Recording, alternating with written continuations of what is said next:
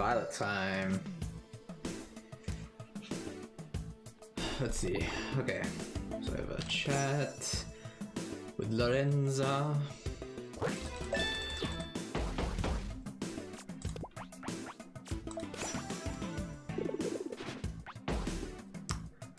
So we got one fight here.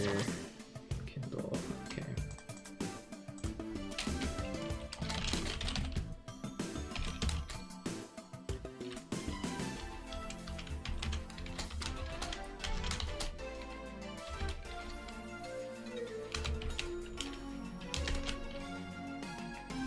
Okay.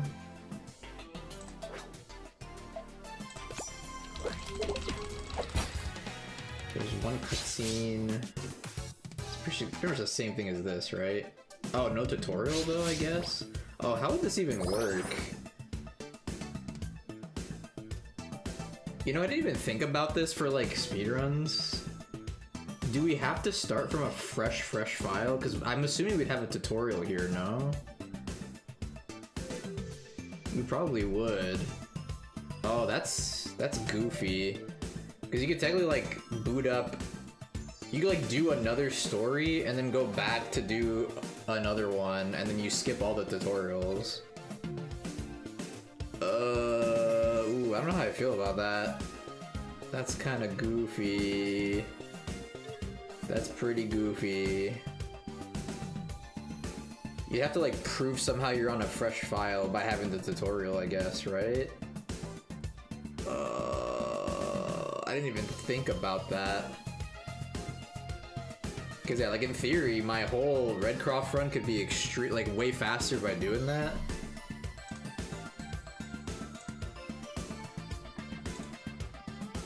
Oh nice, the dev reacted to my time, heck yeah. Nice. He put the, oh wait, there's a frog, the frog, brass poggin. I love the brass pog.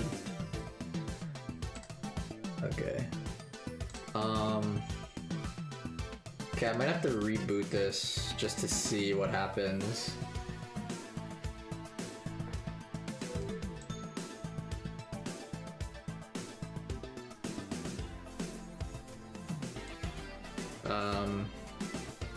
Okay, let me... I will say this is gonna be relevant for,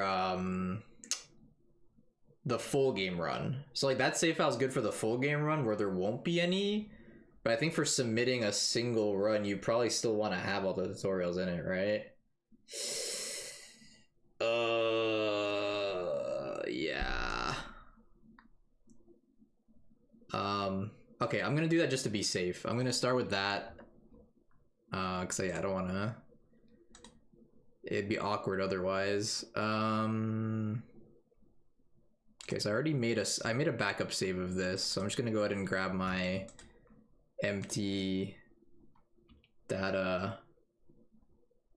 Where's my save folder thing here? Okay, just delete all this. Copy this. Okay, boot up.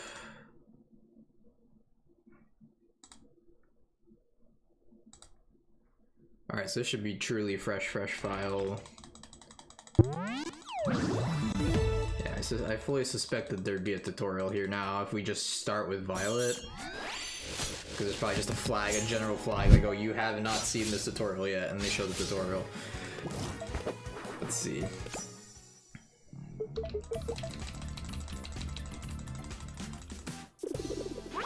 Yeah, okay, that's what I thought. Okay, so I think it starts this off the same way though. Tutorial. Go to here, and then battle, yeah. Okay. So Kit Kindle. And then we'll probably have a tutorial here too.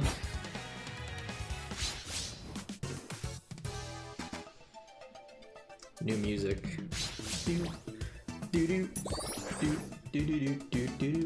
Alright, so as you can see, we got, that's our deck list in the bottom right there of the scene. That's the starter deck. So the deck is like mostly already pretty solid.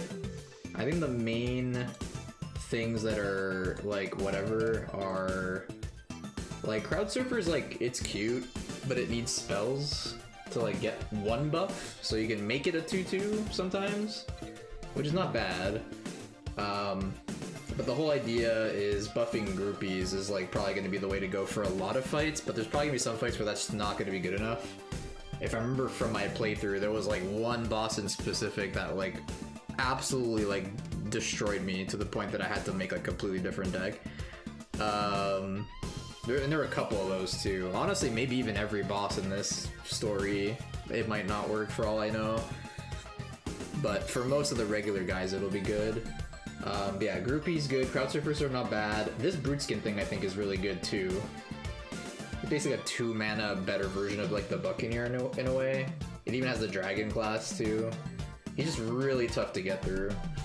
And then Serpent Song is like really good for the like spell-based deck stuff, but we're probably not going to be using it, at least not in this deck. We might pivot to like a spells-based deck, but even that deck might not even play like 8 Serpent Songs, because there's a lot of things that generate Serpent Songs that are just better than playing them themselves. But yeah. But then everything else, like literally every card in this deck except Serpent Song is already pretty good. Like Lorenza summons 2 groupies in the back, so it's like 4/4 of stats, and they have barrier. And then Mosh Pit is like your finisher. That's your finishing move. It's a 5 mana, summon 4 groupies, give them all +1/+1, so they're all minimum 2/2s, and they attack the turn you play them. They do die at the end of the turn, but if they opponent dies before they die, it doesn't matter. You win the game anyway. It's basically like it's 5 mana, deal 8 damage to face. It's kind of like a Leroy Jenkins kind of thing, but you can play 4 of them. But you can actually make this card cheaper to a 4 mana card with a certain relic that we can get pretty early on, I'm pretty sure. So this is going to be a staple in the deck as well. So yeah, anyway, we'll look into this, but yeah. And as far as mulliganing goes, I'm not sure, to be honest. Like, I don't know if we necessarily need to mulligan for Mosh Pit until we get the relic, but they do only have 5 HP, so like, I don't know, like... I mean, to be fair, you could keep this and do this into this, and then this becomes a 2/2. I don't know.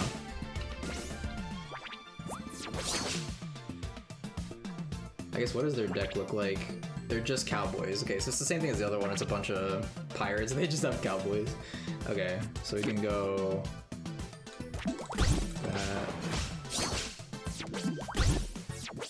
Oh, I guess it should be important to know what are the accolades, right? Kill 2 enemy minions. Oh, it really is the same thing, huh? This probably gives you 500. Let me take a look. Alright, so this is Violet, Chapter 1/1, Kit Kindle. Oh, you get 1,000 off this one. See, they nerfed the Redcroft one for some reason, but they didn't nerf this one. This one still gives 1,000. Hey, what's up, Kamikaze? I sure am. Welcome back. Yeah, I'm just starting it off now, doing some initial routing and whatever. Hope you're doing well. Welcome back.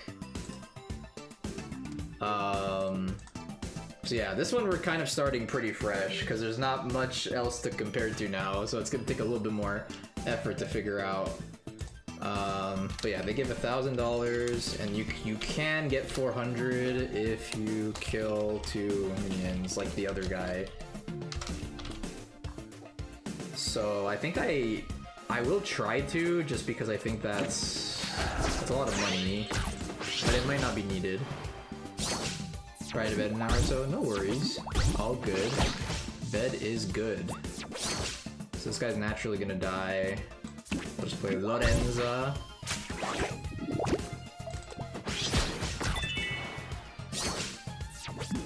And I imagine we still don't have lethal. We're close, but not quite. Oh no, we do. We do with this too.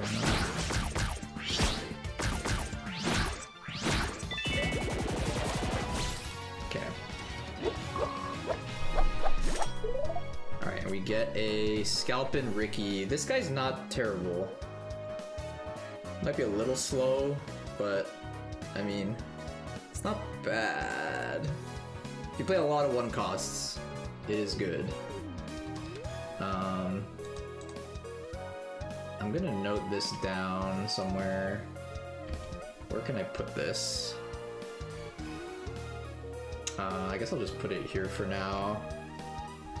Just because it's an interesting card. Scalpin' Ricky.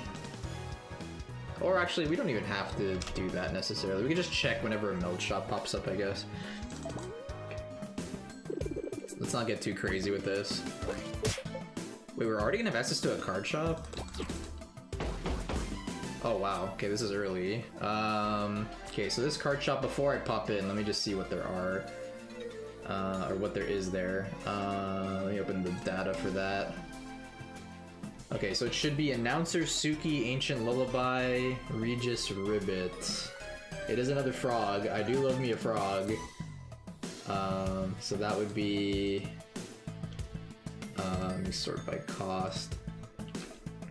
So there's this guy. It's a Draconic and Pyro damage +1. So for our case, it's really just Draconic +1 and it's a 2/2. There's Announcer Suki, who's not bad. Whenever your first minion dies each turn, you draw a card. And our things will probably die a lot because they're a bunch of 1/1s. And then we got, what was it again? Oh, Lullaby. Lullaby is actually interesting. It's similar to that other card we ended up adding to the route. You destroy all enemy traps, silence all enemy minions, and then you only do 1 damage to them, but you could buff that damage. You can buff Draconic damage in a lot of ways. So it's not quite a board wipe, but it is anti-traps, which could definitely come up. Silencing all minions could definitely come up, as we saw. And AoE 1 is also, or AoE 1 or more is definitely relevant too.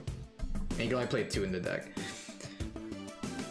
The 2/2 Hallmark always adds a frog. I feel like we just have to play Regis just because it is a frog, even if it's not optimal. Yeah, it could be important for specific mention. Yeah, absolutely. So we'll keep that in mind. Let me go back here. I'm just gonna write here like card shop. I'm just gonna add a bunch of these like to-dos just so I know like this exists. And we got card shop with Announcer, Suki, Regis Ribbit, and Ancient Lullaby, which are I think all potentially useful. Alright, next fight is Junkbot.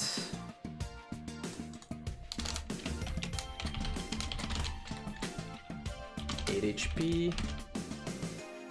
Let me check its money. Oh, wrong thing. Let me close this. Hold on, I'm getting a little confused. I have so many tabs open. It's kind of ridiculous. Let me just put this like this. Yeah, this works. Okay. Chapter 1-2.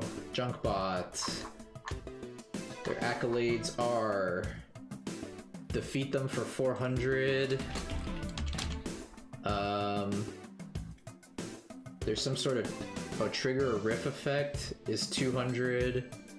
So we could do that if we keep the surfers in. Yeah, let me just make a note here.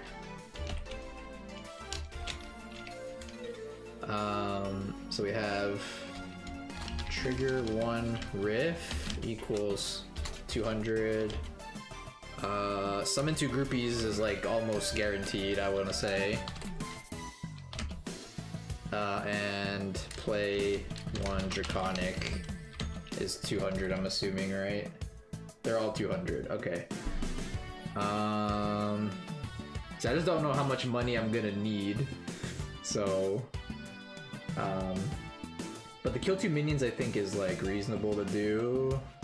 Is when you get to the 200s where it's like you have to like decide if it's even worth going out of the way to do them, because it's not that much money, but it can make the difference, especially with relics. Like Elder Relics cost 3,000, so I imagine those are going to be very important in the routing here. I don't know like what the Elder Relic of choice is going to be. I think there's a couple choices for groupies decks, right? Like, let me see, Elder Relic. So these are the Elder Relics we should theoretically have access to, I believe. And I could check where exactly they're obtainable in. So let's see. Devil Core Choker. After you play your first Draconic spell in a turn, draw a card. Very good for that deck. Is that the only one in here? I think that's the only Elder Relic available in Chapter 1, maybe? Crimson Flute's also available, I think. It depends, though. It depends, like, some of these are, like, in side quests and stuff, so you have to keep that in mind, too. But, yeah, anyway. As far as, like, the Elder Relic goes, though, for groupies specifically, does any of these mention groupies? At the start of your turn, summon a groupie with fleeting and a random back row tile, and... Oh yeah, this one. After you play a normal groupie, transform into Dancing Dragon, which is basically, it's the same thing as a groupie, except it buffs by +1/+1 for every other Dancing Dragon in your discard, so... it can definitely scale up and get really silly. But it's only when you play it, so it has to be a raw one from your hand and not summoned, I think. And as far as other groupie-related relics go, this one was one I played a lot, I believe. Yeah, this one is when you summon any, so even ones that get played off of spells and effects, it transforms into a random special one. So it could be the dragon, it could be the demon one that's like a... I think it's a 2/1? Or a 3/1? It might be a 3/1 actually, I don't remember exactly. Demon... Devil... what's it called? Oh, is it not? Because it's a token, I think. It doesn't show up here. Hold on. Let me see. I think it's like Devil Core or something, isn't it? Devil Core Groupie, yeah, it's a 3/1. And then one of them I think is a 2/2? It's a 2/2 with something. I don't remember what it's called. Let me see if I could find it. Shadow Groupie. 2/2, your opponent has -1 draconic damage.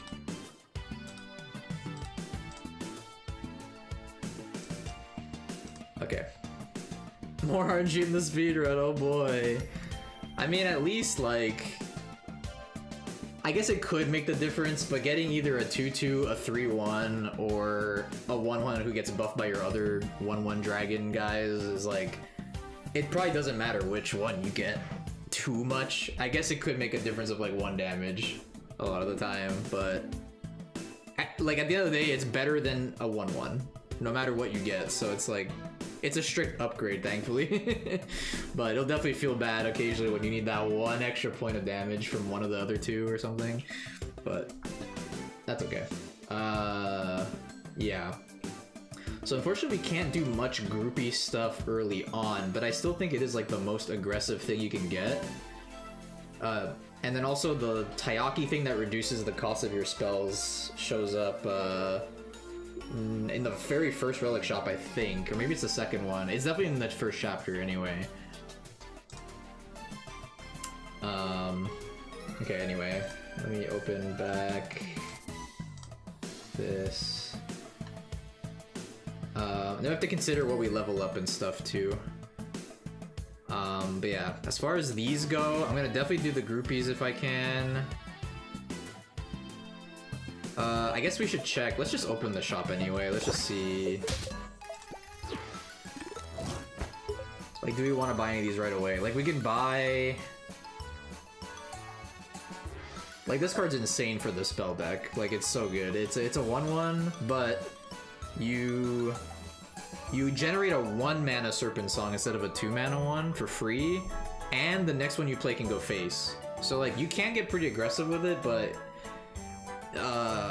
it's more of like, this deck is very much like the Brass OTK deck, where it's like you want to slowly generate a bunch of spells, and then you like play this like finishing card that lets them all go face with the Blitz Burst and all that. Like, I definitely use that a lot in my playthrough. And yeah, Ryrocker isn't the Froge. Oh yeah, you're right. I wrote Regis Ribbit. That's not Regis Ribbit. Oh yeah, no, I misread it. I just skipped it in the thing. Yeah, Suki Lullaby, Rocker, then Ribbit. Ribbit's in the next shop. The next shop. Whoops, I got ahead of myself. No! So wait, it's actually... wishful thinking. I saw the frog and I wanted to believe it was here. But yeah, I don't think you get any of these yet. Especially since none of them are groupie related. The Suki is not bad though for draw power, but we'll just see how this starter deck goes for now. And I imagine there's gonna be a relic shop next. And we can trigger all 3 of these accolades if need be. So, oh cool, we have like basically 2 of the accolades in our hand already. So then we just need groupies, really. Yeah, this is like our finishing card. And once we get that Taiyaki relic, which I don't know if it's gonna be in the first shop or second shop, I forget which one. It'll cost 4, which is kind of nice. Okay, so I'm gonna put you in another column. Oh, we have the coin. We could do double rift trigger here. Do this and target this one. I guess I should have targeted this one so I do 1 damage or more damage face, but okay. Oh no, they're playing the Fritz bot.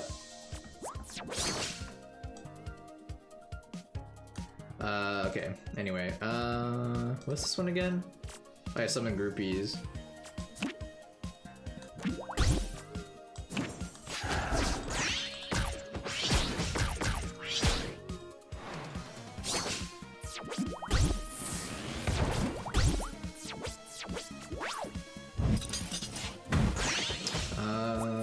It's not quite lethal yet. Okay, there's our groupie summoner. I'm just gonna do this, and then I'm gonna play Mosh Pit next turn, which will also count as summoning 2 groupies. Now the thing with Mosh Pit that's a little goofy, which this is definitely more RNG dependent. The summon 4 groupies, you don't get to choose where. It just picks 4 random available slots.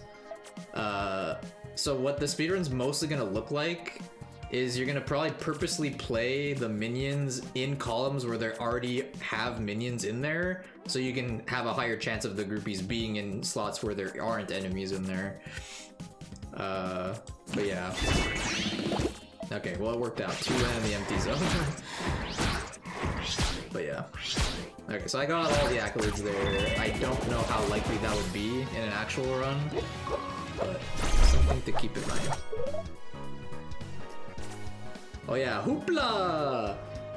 Sounds like a lot of hoopla! So this guy summons groupies every combat start, so he's guaranteed to be a 2-mana 2/2, and if they don't deal with it, it just stacks up more and more and more. So I don't know if this is like worth playing or not. Like it might be too annoying that it'll block your mosh pit slots, right?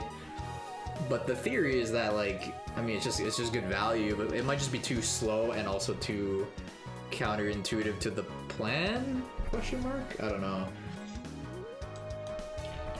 But I definitely use this casually a lot, so I think it's good.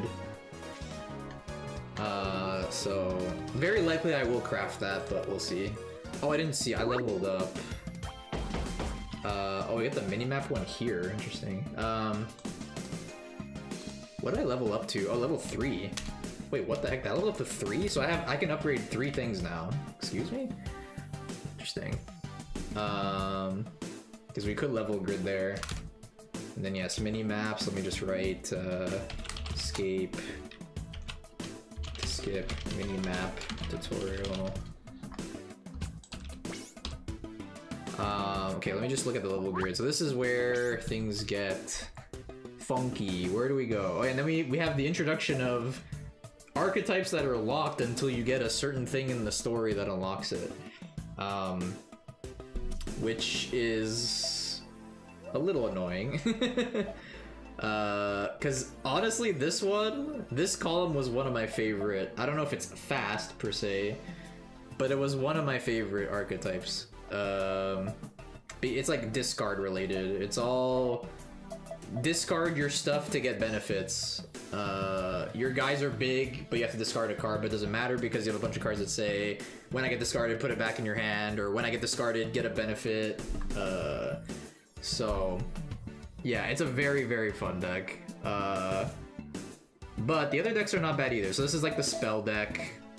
So you can gain more draconic damage along with the frog, generate more serpent songs. This one generates 3 serpent songs, reduce all the cost by 1. You get the idea.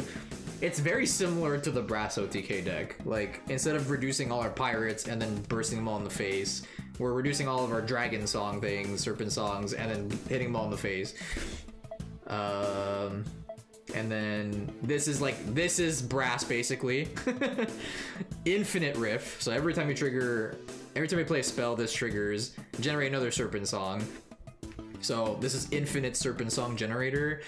And then this thing is this is more like the thing that enables the whole thing, because you activate this after playing 8 spells, and then boom, now your songs can target face this turn, and you generate 1 for free. So then you just go ba ba ba ba ba ba. You just go crazy with the serpent songs. But yeah, it's a very, very setup focused deck, but honestly it might have to be the move that we go for somewhere. And the last one here is like Death Rattle synergy stuff. So like we saw this guy a bunch. The 1-mana 1/1, when it dies, give someone else +1/+1. You have this guy, yeah, these two freaking cards that we saw plenty in the final boss of last chapter. We can play that deck too. We can be the Dragon Brand himself, which is kind of funny. It like follows along with the story. It's kind of neat that we get to do that. And then yeah, their Blitzburst is also the same thing. You play 4 death, and then you trigger one of your minions' death. And this probably triggers a ton, especially with this thing triggering all the time. Smart game design. Yeah, absolutely. I cannot, like, I could repeat this till the sun goes down. They were really smart about like how they implemented the cards in the game, not only from like a game design perspective, but even like a lore perspective too. Like almost every like important looking card has like some sort of like, you know, prominent thing in the story, and it's like, whoa, wait, that's this card, and this card is now here as a character, and yeah, it's really, really cool. And then yeah, here's like the groupie deck, which is like probably the one I'm gonna play the most, mostly because I'm familiar with it, and it's probably the most aggressive deck too. The first card is actually like not super aggressive, but it lets you board clear. So you play it and you deal 2 damage to a random enemy, and you repeat for every friendly groupie. So you're guaranteed 2 random damage, but then if you have like 2 or 3 groupies in play or whatever, you're gonna do another 2, another 2, another 2, another 2. So a lot of the time, if you play like that Hoopla card, the bird, the Lorenzo that generates 2, you could very easily make this hit like 2 to almost everything on their board, pretty much. But they're not very strong themselves. They only have 2 attack, but if it lets your groupies go through, this card is like effectively like a 4-mana, like, you know, deal however many groupies you have of damage, right? So it's kind of like a fireball to the face, and without the bonus of also clearing their minions. You have this card, which is really strong. This is not RNG, this is guaranteed, but you can only have 1 in your deck, as you can see. It's a legendary, but for the rest of the game, all of your groupies in your deck become 3/1s, no matter how. Like, the ones in your deck that you hard play, the ones that get summoned, everything becomes a 3/1 instead of a 1/1. So you're investing, it would be 4 mana, because the Taiyaki thing reduces us to 4 mana. You're investing 4 mana to have +2 for everything for the rest of the game, which might be too slow, might not be, who knows. It definitely won me a lot of games, but again, it's a 1 of in the deck, which is kind of rough. And you have Hexy, which I actually unironically didn't play much, to be honest. At least as far as I think I played it a little bit, but it's also legendary. It's kind of, this is like a weird tree, because like everything is legendary almost. This one has rare, epic, legend, common, epic, legend. So this one has 2 legends, which is a very strange tree. So, like, you're only getting 6 cards out of this plus the Blitz Burst. Whereas the other one gave us 4 Sea Shanties and the Blitz Burst, as well as other stuff, but I didn't play the other stuff. But yeah, let's see. So I have 3 level ups right now, which I think is fascinating. The question is, do I want to do any of these now?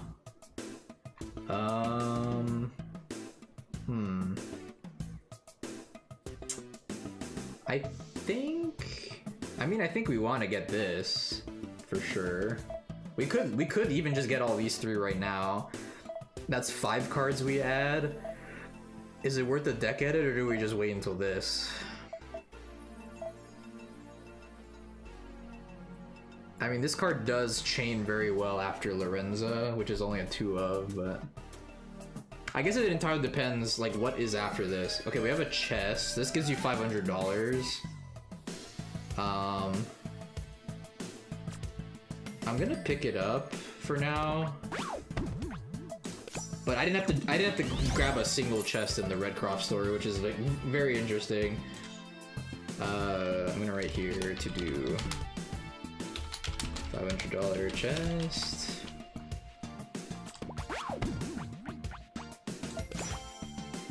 I can see Legend being good but inconsistent for speedrun. Yeah, that's the thing. It's kind of hard to like build around a card like that, unless you have like a way to search it, of course. What does this one do again? So it's summon a groupie with Hothead in the back row. So it's a 5-mana 5/5 and the 1/1 in the back, or 3/1 if you play this. Hothead basically means if there's a minion in the same column, it like instant attacks it, kind of like before the combat even starts. So it's effectively kind of like pinging something for 1, which is like, it's fine. I think I used it for most of the first chapter, but then I cut it pretty quickly because there were better cards, I think, in my opinion, which is kind of sad to say because it's a legendary, but Okay, so what's on this screen? Okay, so we could skip this cutscene, and we have a relic shop. Okay, cool. So this could get me the Taiyaki, maybe? I don't remember if it's here or not. Is it here? It's not here, shoot, so it's the next shop. But this gets you these 2. So this is again more, like they're really trying to push you towards playing spells instead of groupies early on. Which again, we could try that, but I don't think it's gonna be fast. Probably a lot of the accolades expect you to do that too. Yeah, let me just write this down. Relic Shop, Devil Core, Choker, Banshee, Boopstick. So this is spell deck, draw, and Banshee Boomstick. Boomstick you can play in any deck technically. It hand buffs your guy every time you play a spell, which can definitely add up.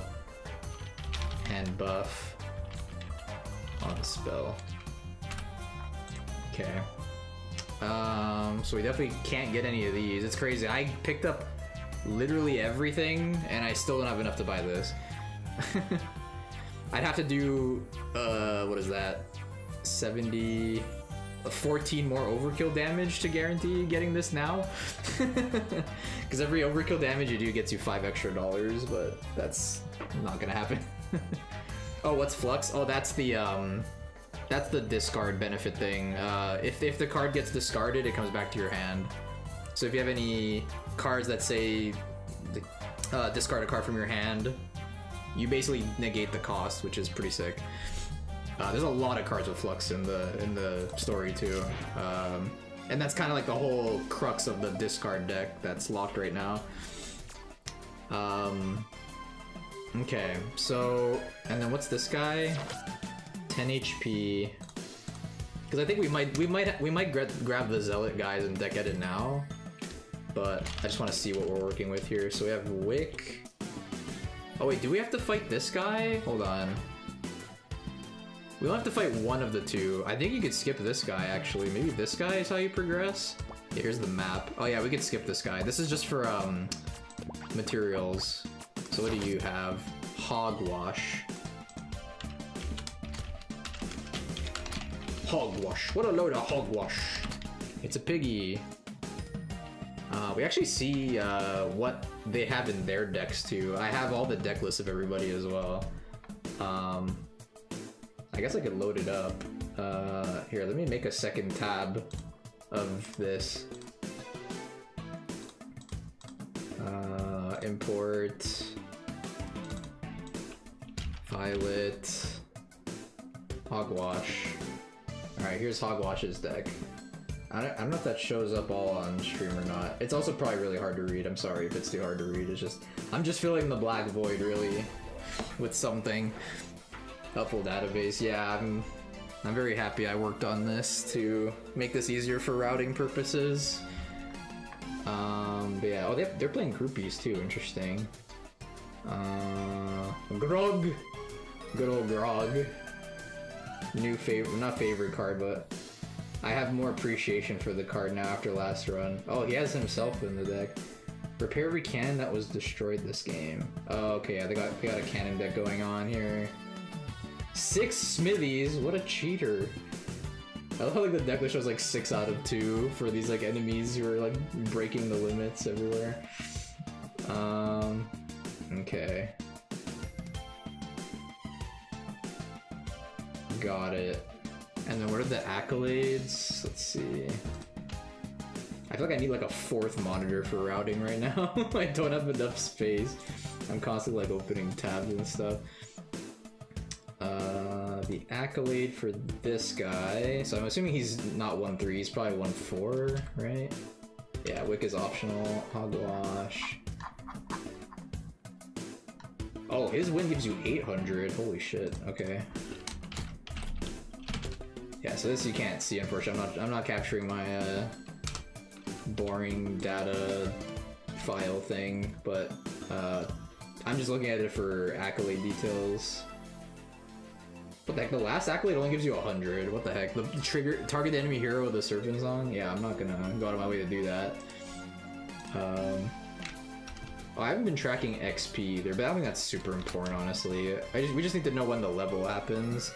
XP routing is more for like if you have to like grind to like reach a level, but we're never gonna fight an optional guy like ever in this. So I just need to note when I hit a level, just so I know when I could use the level grid. But I do need to note accolade stuff for purchasing potentially. I'm watching on an old tablet, so it's just too bad to read the bottom right stuff, but the pictures are there if I knew the game better. Yeah, I'm sorry about that. It's okay. It's more for whoever can somehow read it, if you can zoom in bigger, or it's also kind of for me, so I can like look back at the VOD and see like, oh, this is what I had in mind here and all this. It can't hurt to have documentation of all kinds, video, text, whatever the heck. Will I use it? Who knows? But yeah. So I'm just gonna mark down the 2 that are like realistic here, I guess. I shouldn't even like put this down, but whatever. So what are the other 2? Summon 3 groupies. That almost always will happen if I commit to it now. I also realized we don't have access to the meld shop yet, so I can't get Hoopla yet. Hoopla! So that makes it a little bit harder to get that unless you get Mosh Pit in your hand. And then the other one is... Oh, that one's gonna happen too, almost every time. Defeat, or just win before they get 15 armor. I could probably write that better, but it's okay. Okay. Alright, so then... If we upgrade, we only get 5 cards. We could just upgrade and then just cut the Serpent Songs. Like, this card is the first thing we cut for sure in this deck, like 100%. Hopefully this is a lot more readable, but this might also not be super readable because the game window's a little bit smaller to account for this page, but yeah. Oh man, Space Guest is here. He's back. Or she's back. They are back. Welcome back. And Platinum with a raid? Holy smokes. Hey, sorry for hopping in for just a little bit. I was getting ready and then I saw you were live and I wanted to chill in there for a little bit and support you. The Quill chapter's looking fun, right? Well, I mean, you already know how it goes, but like, hope that's been going well. I did come in at a funny time. Gizmo was going crazy on your screen. Hello, you made it back, and a raid! Hope your raiders like talking! Yeah, sorry for the raiders who want to see, like, hella gameplay. We are playing the same game. Huge shoutouts. I mean, look, we don't got many people here. It's like Kamikaze, and he's already very familiar with the legendary Holy Platinum, who came up with the Hexbreaker strat. Yeah, Holy Platinum's awesome. They've put in a stupid amount of hours in this game, and are currently replaying the Fables after early access dropped. So you should definitely check them out. They're probably playing. They seem to be playing like every weekend, sometimes in the middle of the week as well if they're free. I've been poking in whenever I can, and they're going for all the accolades too. So they're going for 100% again for the second time to double their playtime to 1,000 hours. And we are doing boring stuff here just because, like, I'm just streaming it just to bounce ideas and also just document what I'm finding along the way. But we are currently writing the next chapter for speedruns. We did the first guy, Redcroft's chapter. We ran that and got a 4706, which I'm gonna go for a sub 45 probably tomorrow. But I'm already working on the next chapter in the meantime, which is kind of a clean slate. From here, it's kind of we gotta do a lot of the work on our own. Redcroft luckily had a full speedrun to kind of like reference and get ideas off of, so it's a little bit easier to, you know, look at some strats and then maybe change stuff to my preference. I did change quite a bit from that run, to be honest. But yeah. I was working on Holy Plat's stream and jumped in when I got back to my PC and managed to check. Nice. Yeah, I did speedruns earlier today. It could happen tomorrow again. Yeah. Same time next tomorrow, really, I think. Depends when I wake up, I guess. If I don't oversleep. I really slept in today. I slept till like 11 a.m., which is like pretty late for me. I typically wake up at like 8:45 for work. And then on the weekends, maybe I wake up at like, I sleep in a little bit to like 9:30, 10. But today I was like, oh man, I need sleep. I'm going all the way to 11. So I could be live as early as 11 or late as 12 or something like I did today. Eastern time, I should say. But yeah. Aussie Hexbreaker was added after launch, so it's pretty recent. Oh, really? So that's new. Ah, interesting. Oh, so that's maybe why the guy didn't use it then. Because it wasn't even an option in early access. I didn't even think about that. Oh. Okay, the more you know. So despite early access having some buffs, it kind of had some nerfs too then, I guess. Honestly, for some reason the stores kind of broke for me today, so I couldn't get all the relics cards, so I couldn't get all accolades this time. Oh, what, really? Oh no. What the heck? It just broke? Like it just didn't give you the new cards that the shop would unlock or something? That's unfortunate. What the heck? Yeah, I'm the first router on the full version. Oh my gosh. Yeah, I was patient. I waited the like what, year and a half of early access and like 2 weeks of casual playthrough before doing it. They're just not showing up. Oh no, that's so unfortunate. What the heck?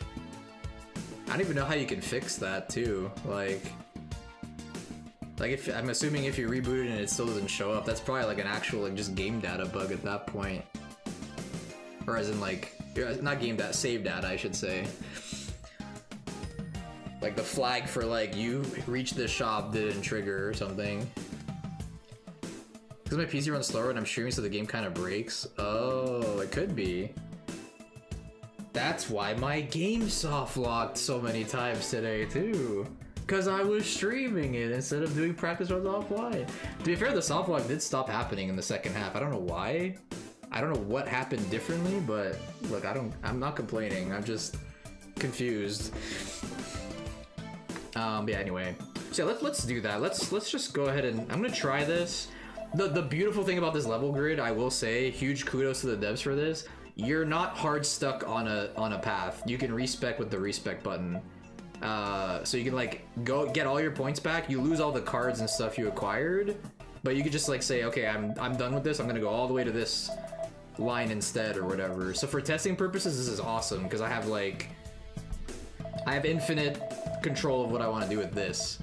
I, however, do not have infinite control of the other shop. So once I buy a relic or I buy a card, I am stuck with that card.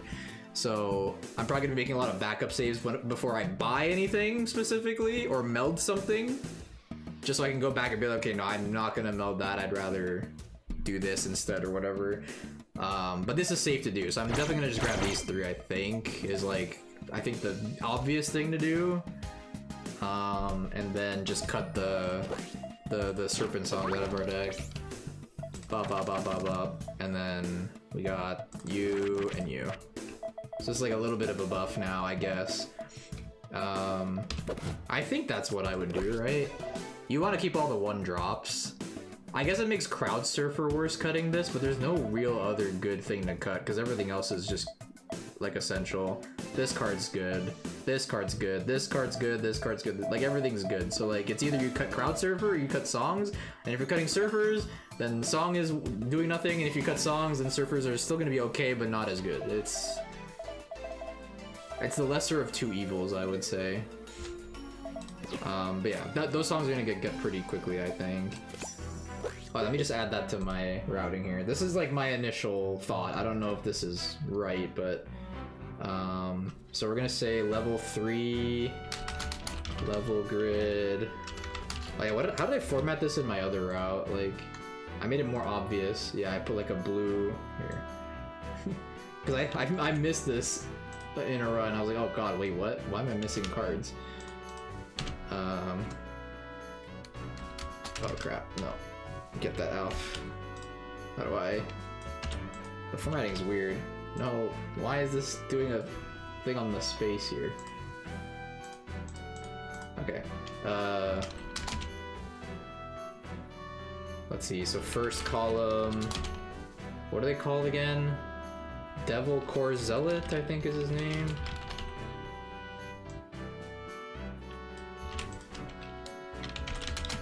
And HP and what's the other thing called? I forget. Can I click this now? I can't. Okay, that's fine. I'll just check in game. The thing that makes them all 3 ones.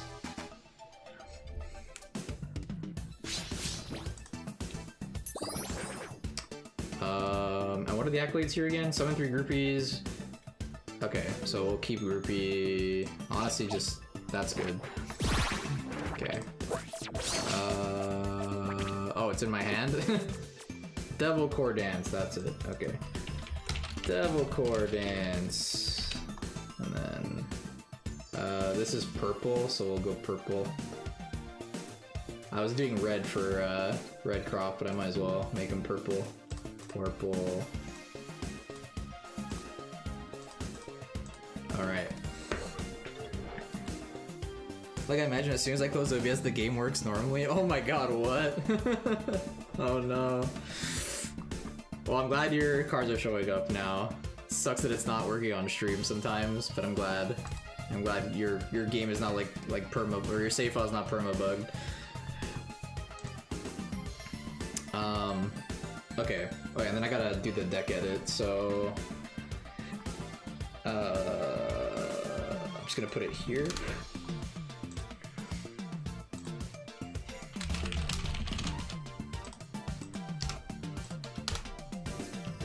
I'm gonna copy the formatting from this thing. I like how this is structured. Okay, and then it's just cut 5 serpent song, add 4 devil core, sell it, 1 devil core dance. Okay. Alright, let's go play the video game. It'd be nice if I could get at least the first chapter routed, but with how slow this is going, I wouldn't be surprised if like it's midnight and we're still not done. First chapters tend to be also pretty long as well. Like, Redcroft I think is kind of an exception, but like as I played the other chapters like casually, like the first chapter was like almost like it's not quite this, but it's almost the full length of like both 2 and 3 combined. It's like maybe like 80% of like the other two. So like it's think of it kind of like this, like casually it was almost every time like 4 hours for the first chapter, 3 hours for the second one, and 2.5 for the third. So like yeah, it's a meaty chapter with a lot of fights to do and stuff, and lots of available side quests that you don't have to do, but yeah. So yeah, summon 3 groupies, we could do that easily. We're just gonna ignore those things. We're gonna play Lorenza. We'll put her, I guess, here.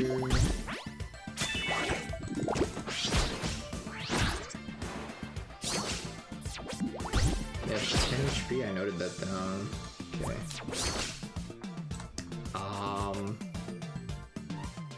So we can't play Mosh Pit. Does this help us anyway? Not really. I guess we just do... See, here's like the weird thing about this deck. Like, you can swarm more to the board, but if you do, then Mosh Pit's harder to play because you have all your stuff blocked up. Now, of course, we're gonna be doing trades here, so it's fine. But I think we just like legitimately pass, honestly, here. Or we could do this actually. Do this. Just so this dies at least. Now we have 4 spots guaranteed now that I'd rather have for this. This is gonna take a lot of getting used to. It's like it's such a not a super different play style, but like every deck definitely plays different enough to have to like train your brain to do different things. I don't even know if this is legal. I think it is. Yeah, because that pops that, and then yeah, barely lethal. So yeah, I think as if you just get to Mosh Pit and then Mosh Pit is game, that's good. And I got all the accolades I wanted there. That's good. Okay. What do we get here? Oh, okay, this is an important card too. I should note these. Well, no, I said I was gonna note them down, but I don't need to. But this card, 100% really good for the spell deck. Yeah, 1/1 flying. And then the Riff, when you play a spell, you gain permanent +1 Draconic, and you add a Serpent Song. So it's just more fuel for the OTK deck, basically. Casually average of 3-4 hours per chapter, then multiplied by 3 chapters per hero.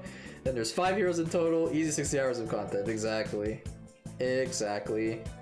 Yeah, my casual playthrough was like almost exactly like 50 hours, personally. It's pretty good. So yeah, it was like roughly 10 hours per character for me. Oh, look at the mouse. Never noticed the little mouse. Nibble on cheese. They're going to town on that cheese. Okay. Did I level up there? I did. 4? That's a level up. This gets us access to Hexy, but I don't think it's like necessary to deck edit for it. Maybe once I get the Blitz first. Alright, mandatory junk bot fight, by the looks of things.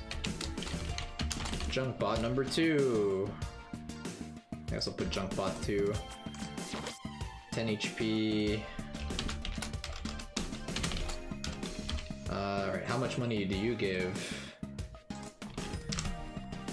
Junkbot gives 400 for winning. And then the accolades here, play 2 Draconic. So that's not happening. Groupies is $200. Oh, silence 1 or more junk bot. So we could do that with there's the silence spell in the shop if we want it. Yeah, that's something to consider as well as like a finishing move. Like it could be better than the Mosh Pit sometimes, but that's pretty situational. It would require like an insanely huge board, I guess, but Mosh Pit's just a crazy power. I have to scream Mosh Pit every time I cast it. Mosh Pit! Heck yeah. It is a dope card. So I think summon 2 groupies is the only, like, I'd say the only realistic one here. That's like always gonna happen.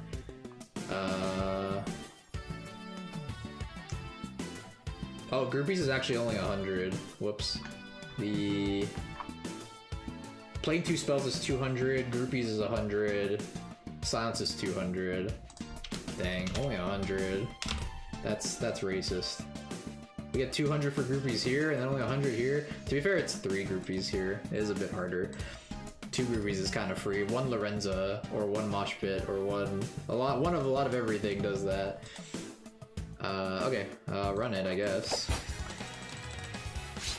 I like some of these fights, it's just kind of run through it. Yo, the song!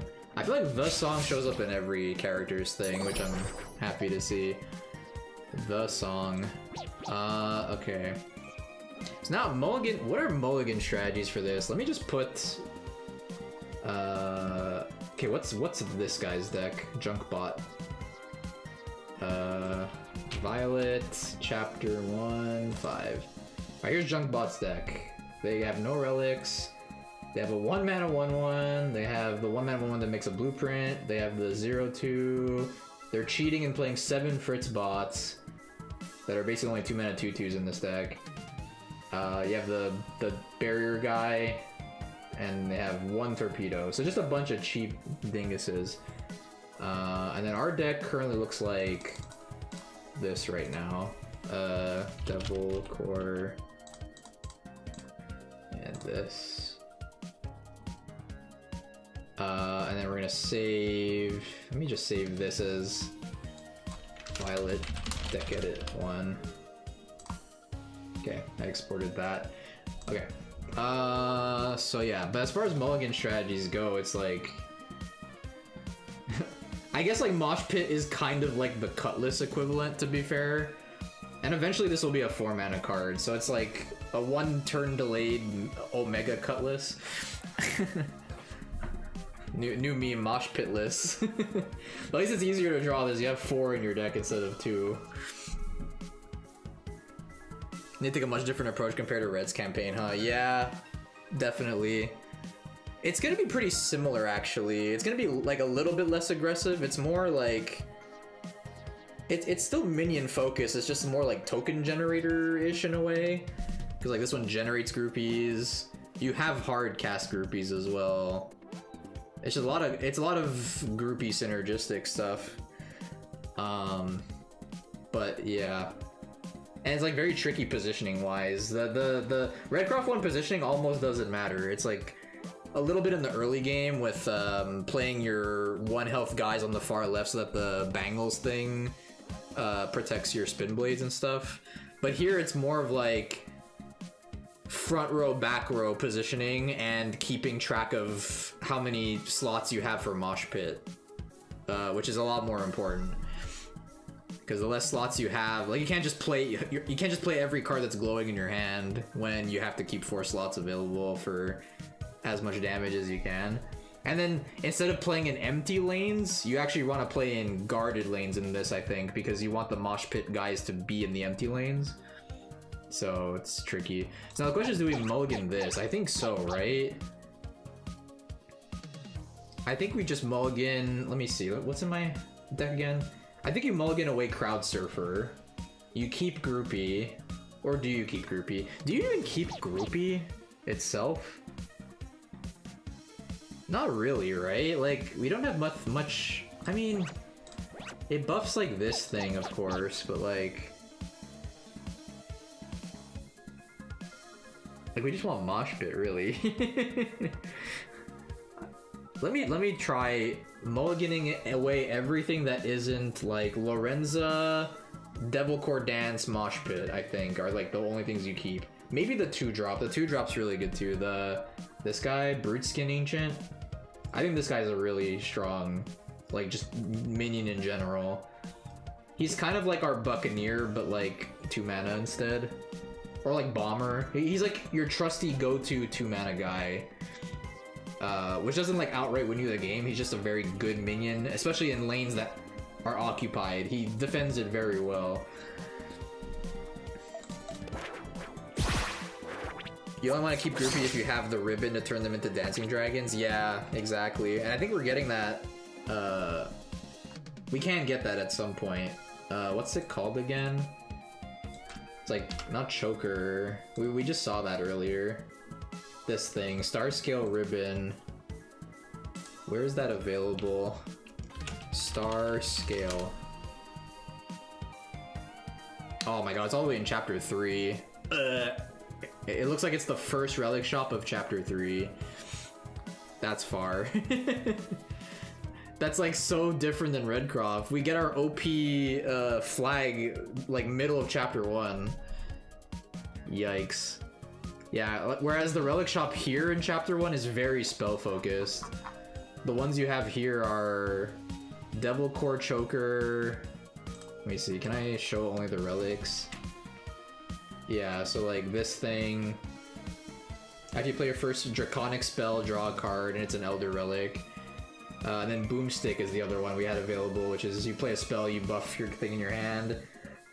Then the next 3, Tayaki's good. Tayaki's a staple, I think. It makes Mosh Pit cost 4, it makes Devil Core Dance cost 4. It even makes the Lullaby cost 4 if we play that. Chromatic Keyboard, I think, is also a staple. It just gives you better groupies with the dragons. And then Blood Tusk. Oh yeah, I don't think we'd ever play that. It's more of a defensive card. I guess it's good if you're like against a really I guess it's good in like an Alatar situation, like the final boss, because his deck is so like so removal based that you can build like a Death Rattle Dragon thing at that point maybe, and then you play this to not die. But I don't know. Game tries to push you towards certain playstyles each chapter. Yeah, that's very true. Whereas Redcroft, I'm basically able to play almost the same deck the whole way until the end. Yes, especially we're at the mercy of the stuff that's easy to get. Yeah. Okay, anyway. Let's see how this goes. So yeah, always play stuff in the front row with this deck because so many things go to the back row. So again, I think I'm gonna put this guy here. Play it in lanes with minions so that our Mosh Pit goes crazy. Unfortunately, we don't have Mosh Pit, but okay, so now we go Lorenza. I guess here we can go outside of the lane, technically.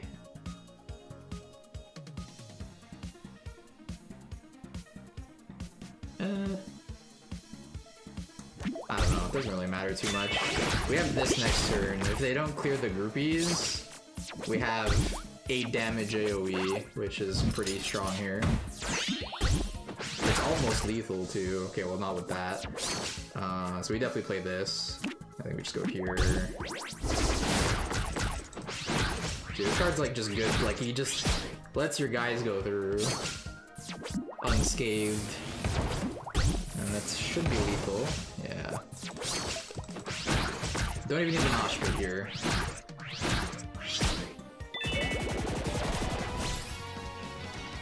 Does that mean you have to beat Thrash without discard? Yeah, you do.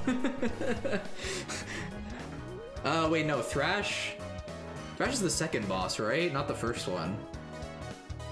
Jarvis is the first boss, right? You get access to the discard archetype in chapter 2, I'm pretty sure. Yeah, it's chapter 2. And I think unless I'm mistaken, to be fair, Violet was like the first chapter I played, so it's so long ago that I don't remember. That's just chapter 2. Yeah, you have access to this for Thrash. It's Jarvis where the groupies might not work well into Jarvis, honestly. I think I pivoted to something else. I think I built... I actually don't know what I did, to be honest. Or maybe I did go groupies, I don't remember. Maybe I went spells? I might have went spells, but I don't know if I did. Or maybe I just built some sort of like... I don't know, I'd have to go check my casual file. Oh, Drake Altar, that's... Draconic damage +1. Your next superstar, this current target here, yeah. This is like the card you play like on your last turn to like... OTK them, basically. More enemy hero targeting. Okay.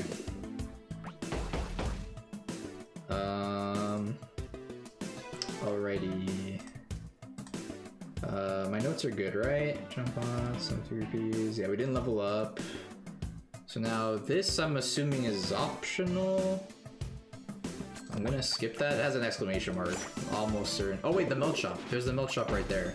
There's Belarus. Belarus. Okay, you're definitely the next required guy to do milk shop.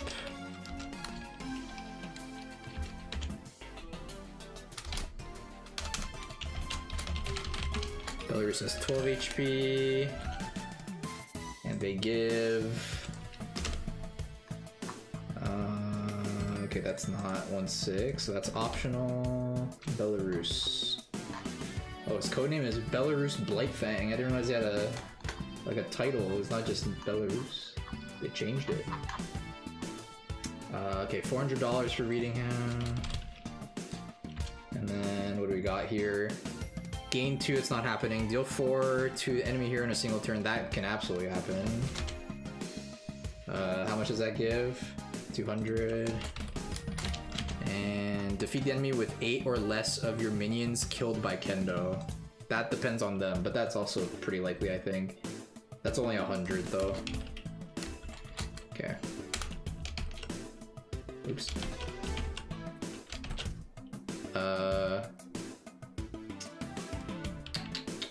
Steal 4 one turn. Less than 8. No, less than 9 minions dead to Kendo. 100. Yeah, Thrash. I think honestly, all 3 final bosses I'm scared of in this one. Like Coxswain was kind of whatever. The Leviathan is also kind of whatever. But the ones in here I think are gonna be like pains in the asses, especially like Alatar. Alatar and Thrash I think I'm like very, very afraid of. Let me just go back to the meld shop real quick. Just to see our options again, just as a reminder of what we have available now. So we got, yeah, Hoopla. Hoopla might be worth getting. He's just more groupie generating guy. We have Drake altar. We have both altars actually. It's kind of funny. Oh wait, no. Next altar's in the next chapter, I think. But this guy's kind of like, he's another draconic damage buffer guy. Drake altar. Hoopla. What's this guy called again? Him, Howl. I can't type right now. And then what's this guy called? Scalpin' Ricky. Alright. Yeah, I think, I know casually I definitely use both of these two. However, looking at my resources, I can't even craft a full 4 of this yet. And I don't think there was any... There was a resource chest, but it was behind an optional guy, unfortunately. So I think we're gonna have to skip getting this. We need more resources, plain and simple, I think.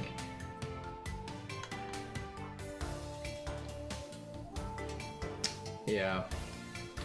We'll come back. It's definitely not worth it now, I think. Okay, Belarus time.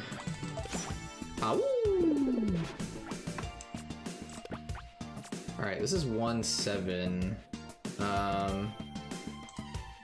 long have I been going for, just for context? Or for, like, for 110? Okay, we're not doing too bad on, like, timing, I think. I don't know what's the last guy's, deck? Let me check while I load up Belarus's deck here real quick. Violet. Oh, the boss is the 12th battle. Oh, there's a lot less battles in chapter 1 than I thought. Oh, they all have 12 battles in Violet's chapters. What the heck? Redcroft, it went all the way up to 15, I think. Coxswain was number 15. Oh, okay. That's not as bad as I thought it'd be then. Remember to get a little bit into chapter 2 depending on how chapter 1 goes. But anyway, let me load up Belarus. Alright, here's Belarus's deck. Dude, they got groupies too. Everybody's groupies. I think this is actually relevant in the lore. I don't remember exactly because this was so long ago, but I think they're like all like fans or something, or they're like a part of like Jarvis's fan club or something, or whatever. Jarvis being like the super nerd fan guy or whatever, right? Or is he a manager too? No, the manager was the wolf guy. Razamataz or whatever the hell his name was. But anyway, they only have 3 Kendos, but I think they have cards that generate Kendos. Yeah, this is that Seto deck basically, pretty much, but like not a bajillion Kendos. 1 Suki. Mana Knight's a scary card. They're playing 3 as well. That's annoying. They have a 1 damage ping card. Kendo's also a 1 damage ping for reference. Belarus is basically a Cutlass. It's Cutlass from Wish in a way, because it has to generate, it has to earn the keywords, unlike Cutlass just naturally having it, but it has a bigger butt. It's a 2/3. And then Bullet Fist. Oh god, yeah. 4 Pyro randomly split, lovely RNG, and it generates a spell that makes Kendos, which is this. And then Uppercut is the card that, yeah, copies a thing. And Jab makes a bunch more spells. It's like a 2 mana, deal 1, that becomes a 4 mana, deal something, into a 8 mana, deal 10 or something. Proud owner of Razzmatazz Records. Oh, Kazoo is his name, shoot. I had the Razzmatazz in my head for the wrong reason. Yeah, okay, let's fight you. We already know their keywords and stuff, right?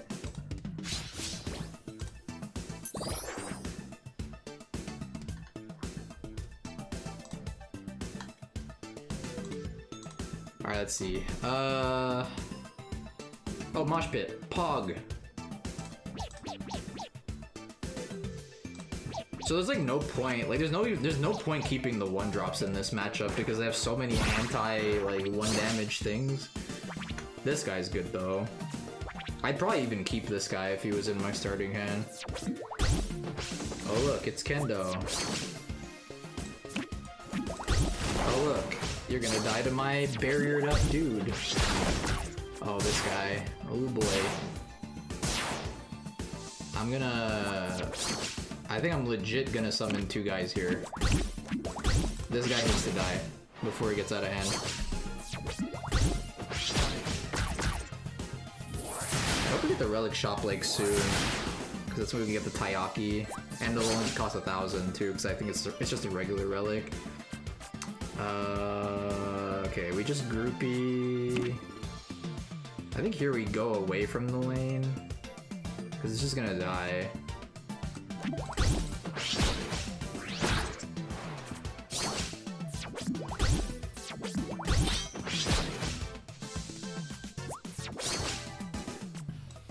And then this will not board clear at all, unfortunately.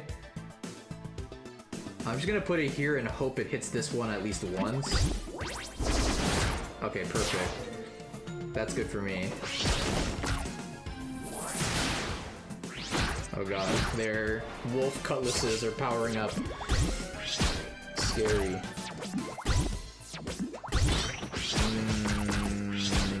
Okay, I think we just dance here, then mosh pit. Although,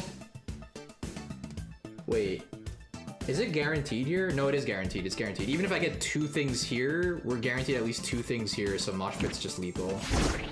Oh well. Okay, or just all 4 will go in not this lane. That's absurd. That's a little excessive, but hey, I'll take the free 20 bucks.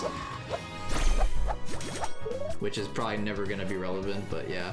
Okay, so now we're level 5. This is interesting. So this allows us to level grid our Blitz Burst right now if we want. And we get access to... Oh, Rage Bolero. I did use this quite a bit as well. Yeah, it's... I feel like you need a huge board for this to be worth it, obviously. Like, you need, like, over half your board needs to have minions for this to be worth it, I would say. But Or maybe not half. I'd say half. At least if you have at least half your guys and they all get buffed by 2, I mean that's like it's a 5 mana 8 damage spell, right? That's pretty solid. But obviously the more the better. So yeah, we can get stage dive now. So stage dive, you need to summon 10 groupies. Like this Blitz Burst is not great. It's not as great as, you know, AoE their whole board equal to how many pirates you have and hit them in the face. This card is... It makes the crowd surfer thing, which is this thing. But if we're not going to be playing much spells, they're really most of the time just 1/1s. It's just more of like an oh shit button to refill your board. Like, I will say this card plus Bolero is like a win con, right? A lot of the time. Your whole board will just be like, like a whole bunch of 4/2s. But like, the crazy thing is like, they're not even groupies. The crowd surfers don't even count as groupies, so you don't even get any like groupie triggers or anything like that. Which is very unfortunate. You think it would be, but it's not. Yeah, I need a good board for Rage Bolero, and it's also an epic, so you can, or mythic. Sorry, so you can only play 2 of them in your deck. Yeah, it'll be the Pirate Blitz burst is just so like, yeah, it's just hard to compare. Like, is there a world where we just go Death Rattle instead? I mean, this one is also not that great. Like, it's good, but it's not like... It's not super impactful. Like, you can randomly trigger on this guy. Ooh, yay! I got a +1/+1 off my Blitz Burst. But this one, like, this is the most powerful Blitz Burst, ignoring this column. Like, of what we have now, this one is. But how long it takes to win with this deck is the problem. It's, like, so slow. But you probably will have to use this a few times in the run anyway. But yeah, this deck is basically Brass OTK, except you're hitting them with spells instead of pirates. It's the same thing almost.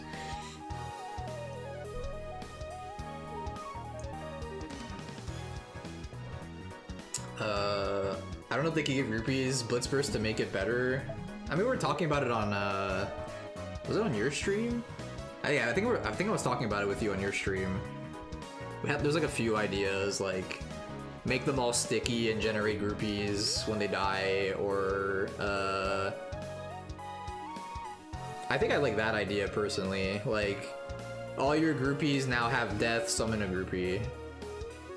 So it's not like, it's not an instant win button, but it allows you to have groupies in play more often. And when you play the dance, they're all 3/1s. I don't know. There's a lot of things you could do for sure. But yeah, I'm definitely disappointed in this Blitz Burst. It could have been so much better. Yeah, I have a lot of good options in the 5 mana spell slot already. Yeah. Okay. So who's next after Belarus?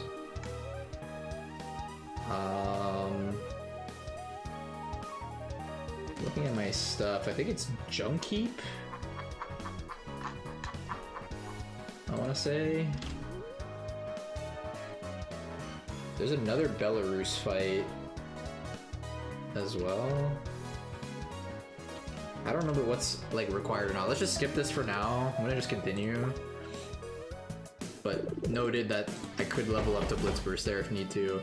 We get resources. I'm gonna purposely skip it, I think. Just so we know what we're working with. Or I could just track how much this gives. I guess I could just track it. Let me just track it. I'm assuming the resources you get are always fixed on these ones. I'm not sure on that. It shows you what you get there. They probably are fixed. I doubt they'd be random. That'd be strange, but it could. Let me just grab it. Let's just see what we got here. Mat chest is 10 of, oh man. I kind of just want to put a screenshot. Does it say what they are if I click it? Oh, it does. Okay. 10 mana. It's 10 of everything. 10 of mana. scale, dust, ore, and sap. I'm gonna take a screenshot of this as well.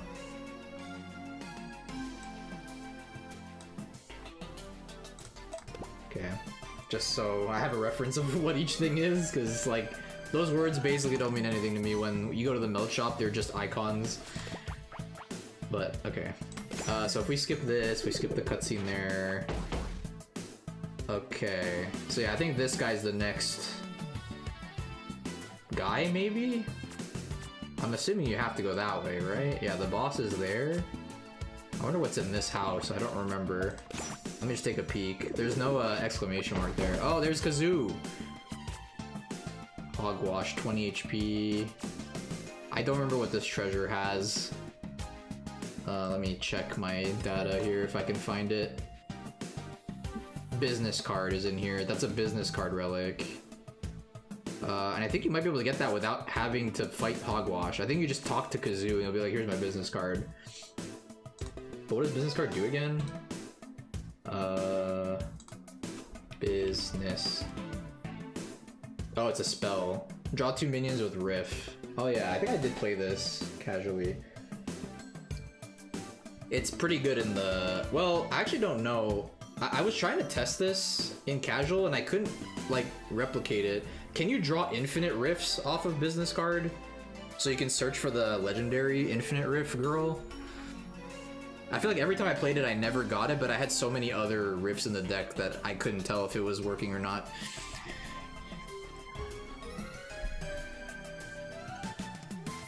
Yeah, I got too lazy to just make a deck with only that card as the riff card. Are you talking for the night? Good luck with the rockin' cool route. And thanks, Kawakazi. Appreciate it, man. Thank you for stopping by. I will see you around. Thank you for stopping by for both streams as well. Have a good night. Okay, cool. If you're down to test it, that would be awesome. I was probably gonna do it at some point. I never got around to it. It's too much to do, too much to try. Okay, that's good to know that that's there though. Like that, the investment on getting that would not be very long if it's just doing the cutscene. It's just walk in, skip cutscene, grab it, leave. Like, it's not the worst. And then we have a card shop here. Let's just see what we get here. Ooh, there's the frog! The frog! Regis Ribbit! Okay, hold on. Let me just note this down. This guy's really good though. Void Ancient, I think that like 100% goes in the deck. It's just a very aggressive, good card. Well, why is... Oh, there we go. What the heck? I don't know if this is like visible on stream, but like the flux keyword is like distorted here. But then when I zoom in, it's fine. It's like the U and the X are drunk. They're like trying to slide off the word. Anyway, yeah, let me just note this down. Card shop, Blood Oath, Void Ancient, Regis Ribbit. So Ribbit, very good for the frog deck, the Draconic spell deck. Void Ancient, obviously good for Flux decks, but it's good in every deck that wants to be aggressive, really. I think. It's not... This 3 mana for this is like a little pricey, but I think it's still worth it. It gives you something else to play on 3 instead of just Lorenza, and I think that's like worth it alone. Kind of like how you have both Rigbeak and Cutlass. It's like a good thing to play on 3. And then Blood Oath. Yeah, this card has definitely got some uses as well. Like Death Rattle, discard, thingy-mabobber. Like you can get some crazy... Like this lets you proc your own Death Rattles to your benefit and then also draw cards. It's a common too. You can play 8 of this. I don't think you'd ever play 8. At least I don't think. Maybe there's some goofy deck where you could play 8, but you probably just play like at least 4 of this or something. But I could 100% see buying this. Business card can draw infinite riff. Okay, huge. All right, thanks for testing that. Okay, that's good to know. It's good to know, but at the same time, I find it hard to believe you'd ever play that deck without the other riffs in the deck, so it's hard to make perfect use of it, but the fact that it draws 2 is still like solid. It's kind of like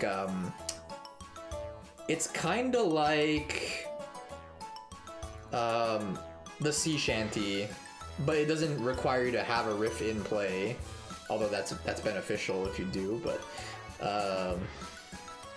yeah, but it would get you mostly like the crowd surfers if you play it, or just the 2-drop guy that buffs your draconic damage. Because I think you kind of need to play the little spirit guy, right? Like you need cheap ways to generate both songs and more draconic damage, and that guy does both. But you can maybe play it without it, just have a guaranteed way to search. What's her name again? It's not Hexy. Hexy's the other one. What's your name? 5-drop girl. Rez. Her. Yes, Rez. Yeah, not Lustra, Rez. Although Lustra does have Infinite Rift too, doesn't it? It does. But we can't play her until, I think she's in Chapter 3, I want to say. As a meld purchase, I think. But yeah, Rez is on the grid.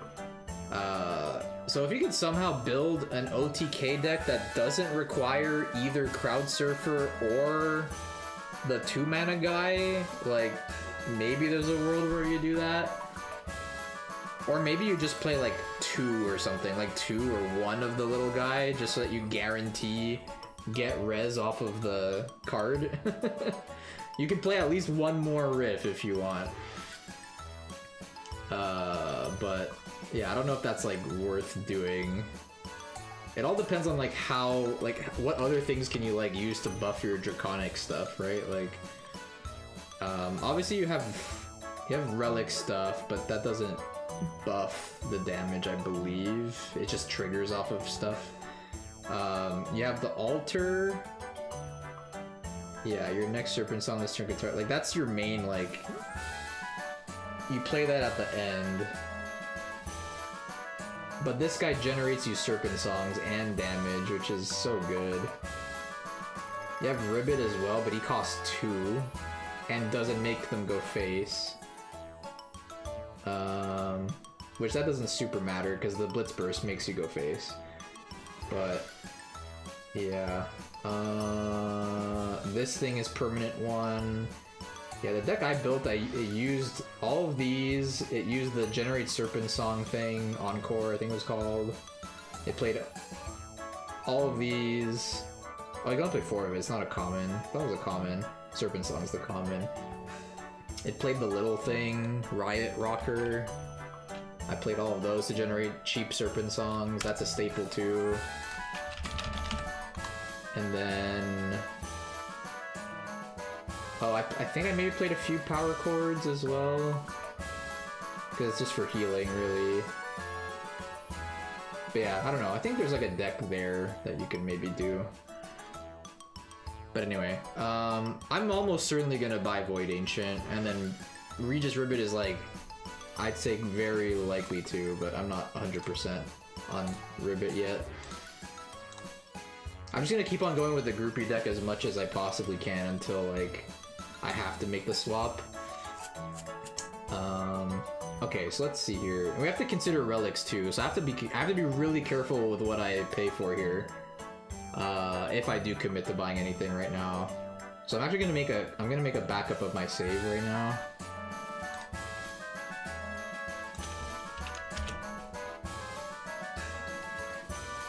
You know, I just realized I think you could just copy only the data folder, right? Like I'm copying all these other things too, like player log I don't think matters at all. The Steam AutoCloud thing is for AutoCloud, which isn't relevant, and then this is Unity folder, which I don't even know what the Unity folder does. Analytics, apparently. You probably could just copy the data folder. I'm just copying everything just because I'm paranoid. Okay. Gonna make a backup here. Speedrun, Violet, 1. What was the last guy we fought? Belarus, right? I'll just say 1-7 post Belarus. Okay. So I'm gonna hold on buying, although I wish I could just see what the next, I guess I could see what the next shop is. So the next relic shop is, I believe, the Taiyaki and 2 other things. It should be Taiyaki, Chromatic Keyboard, Blood Tusk. So if we want to save for both Taiyaki and Keyboard, that's $2,000. If I buy Void Ancient, that's 800, I believe, because it's a rare. And then Ribbit, I think, is an epic, so that's 1,000 if I want to get both of those. So if I want to get everything, then there's also Riot Rocker, who's a rare, who's also 800. So I think of all the things that are interesting, 800, 800, 16, 2600, 36, 46. Everything I think that are interesting is 4600. And there's also Devil Core Choker, I guess, for the spell deck. That's another 3000 though. And I did get a lot of optional money, so that's something to keep in mind. We're gonna have to cut back on a lot of that, probably. We probably don't have to get the chest, but you never know. Kurt trying to beat Alatar with a deck of Lustra and 29 other spells. What the heck? What's Lustra's exact effect again? Infinite Riff. Oh, summon a Dancing Dragon. What if they kill Lustra? What do you do? I guess you could still go... the guitar thing goes face. I restart, okay. Just kind of memeing. That's funny.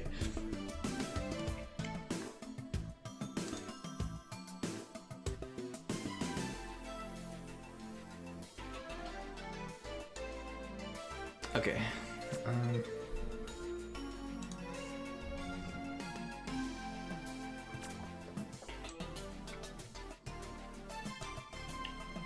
Okay, sorry. Just drinking and thinking. 2 inkings at a time.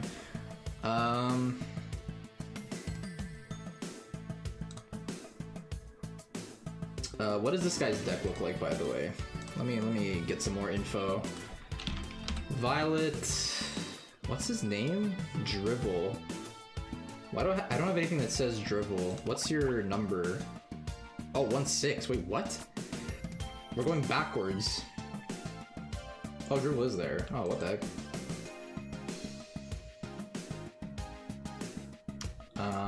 Alright, this is Dribble's deck.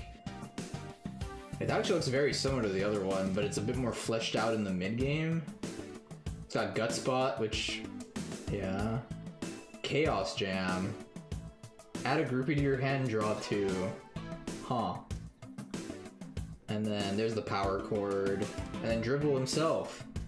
Cast 5 random blueprints on other random golem minions. Riff. Whoa. Interesting. Okay.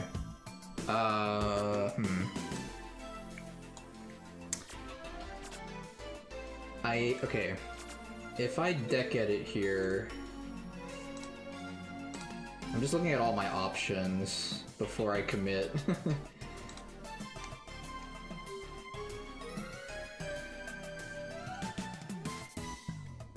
Do we want Lullaby too? Like, Lullaby I think is an interesting card as well. It's like another sort of... like, it's like a mini Hex Breaker. That's a mythic too, isn't it? It is, okay.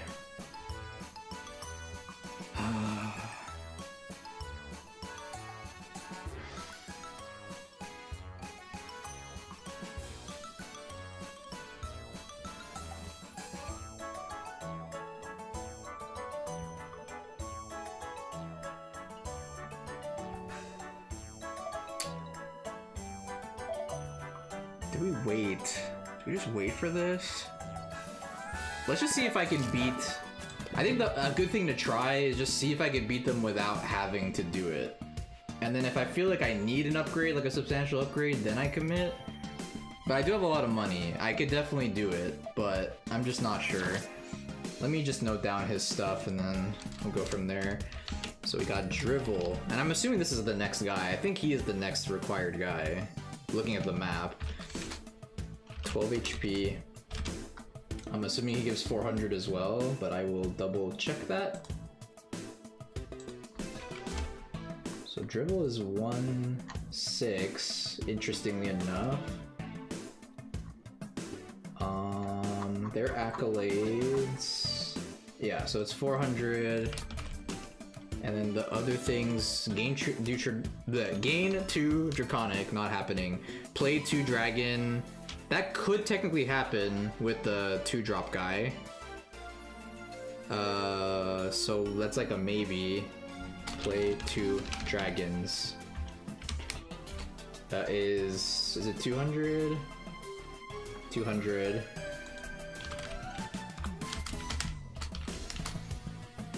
And then trigger 2 riff effects. That's kind of possible too, but it's harder to do with only 3 Serpent Songs. I'm not even gonna note that one down. And then what's the last one? Play 2 Draconic spells, also probably not happening. And only gives 100. Okay. I think just play 2 dragons is the only potential realistic one.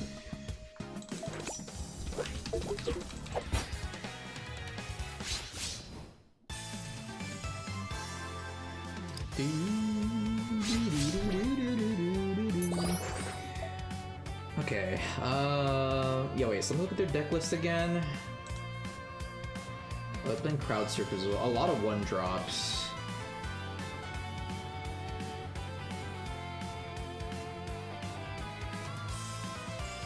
Okay, I'm gonna try mulliganing these. Okay, we got Dragon. We have the coin as well. I think we saved that coin for Mosh Pit, unironically. If I draw it. I need to draw it, but... maybe I should be hard mulling for Mosh Pit. I should even send this away. But Lorenzo's just a good card in general that I don't know if I want to. Is there any point in trading here? Can they play any spell next turn? I guess if they play one of their 3 junk bots, or the 2 Tinkertrons, they can all summon either a 1-cost Blueprint, which junk bot you could play, or the 0-cost barrier one. We could also see their hand, right? So they have a junk bot, so they're guaranteed able to make that a 2/2 if they want to anyway. Will the AI know how to do that is another question, but because of that, then we would rather just go opposite lane, I guess. Oh, they chose not to play it. Interesting.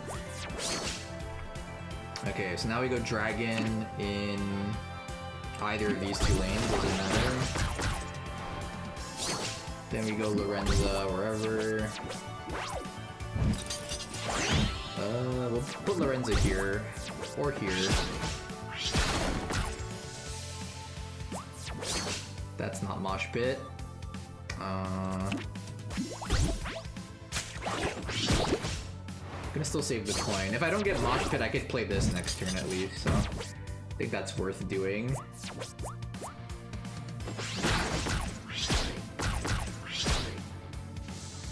This also transforms the 1s in play, right? Oh, that's dope. I kind of forgot that it did that. So this is just, it's bonus 4 damage right now.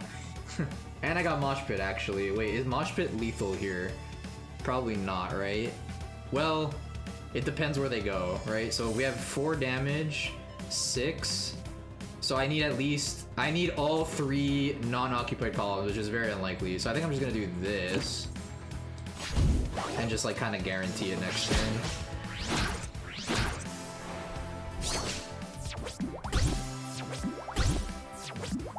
And we don't even have to play it, I think, because this one's free to attack.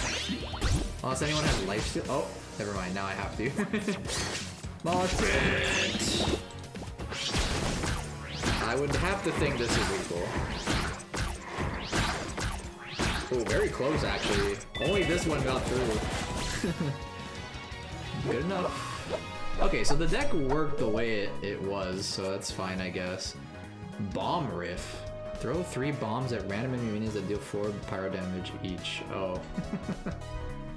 It's more AoE. I think we'd rather play the Devil Core guy, because it's an actual minion, but it is 4. And it's pyro. You can buff it with Regis Ribbit, technically. Did I level up there? I didn't check. Whoops. Oh. Dramatic cutscene. I didn't level up, no. Okay.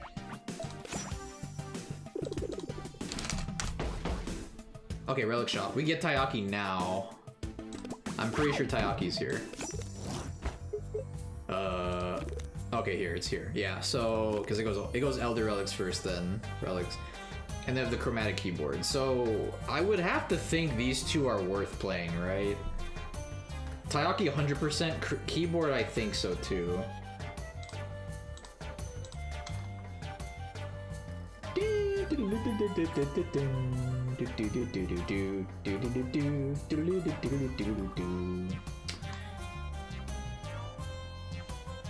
Oh, interesting.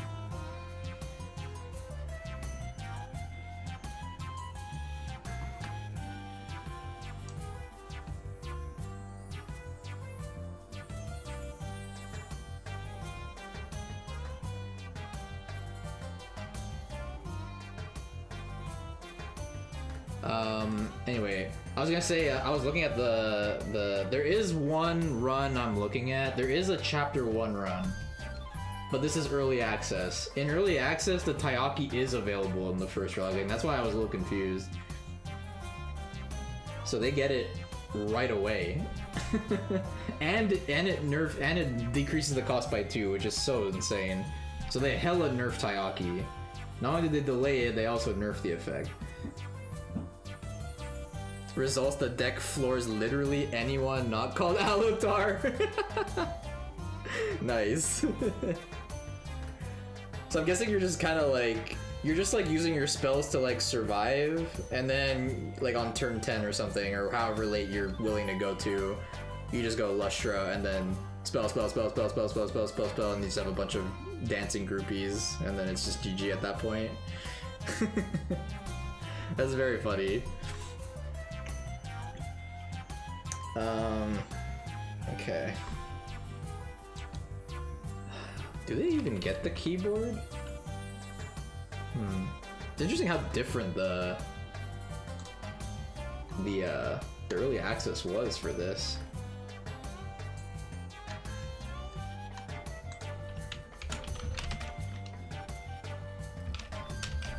Sorry for the bling. I'm doing a lot of Control Fs.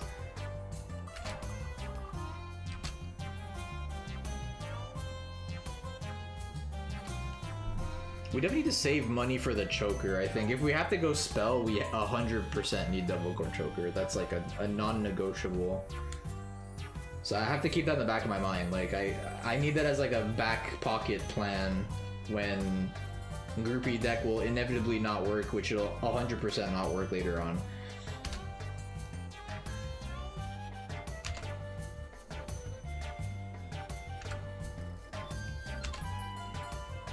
I think you get Supply Sack in this too, right? Like Supply Sack is in almost every chapter, not all of them. I think it's only in 3 of them, but I'm pretty sure Violet has access to it. Oh, does it not? Really? Wait, Sack? Yeah, Redcroft has it. Oh, it's Marina, Quill, and Redcroft. Violet does not have it. Well, okay. Oops, what did I just do? Whoops, I gave this guy a relic. Okay, turn 3, kill your own dancing dragon, Pot of Greed. Wait. Huh? You're playing the 1 mana Flux thing that sacrifices and draws 2? Mappa Bell. What's Mappa Bell? Oh, all spells cost 1 less, but the caster takes 2 damage when they're played. Wait, what are you killing your dancing dragon with, though? I'm confused. What's your plan here? Then 8 Blood Oath? Oh. Just to draw your whole deck? You just have an infinite, like, thing. So you go Lustra triggers. Like, you have one already in play. Free, well, it's not free, it's 2 damage. You're taking 2 damage. Destroy thing, draw 2, another dragon just spawns. Play another one, destroy, another one spawns, repeat. What's the game plan? Is this just for the memes, just to draw your whole deck, or is there like some win con with that? Is there like a every time you draw a card deal damage, or?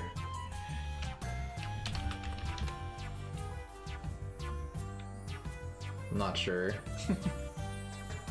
Oh, I mean, I guess the dragon gets buff. The dragon ends up being a bigger and bigger dragon, right? Star scale dance. Oh. Give your groupies relentless and force them to attack. That's funny. And then they die and they come back as even bigger dragons. That's pretty funny. Okay, let me see. So our deck currently looks like this. I think we have to get Taiyaki. 100%. Chromatic keyboard, I'm not sure. I think this is 100% we buy. Because it just makes our... We could play our 5 mana things on turn 4. That's just like such a huge...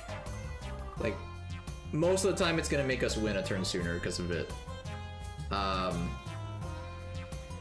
Especially if we don't have the coin, like, or if we do have the coin, we could even play stuff on turn 3. Like, that's kind of insane. We don't even have to play Lustra turn 3. So yeah, I'm gonna get the Taiyaki. Let me actually just make another backup save. So this is post Drivel.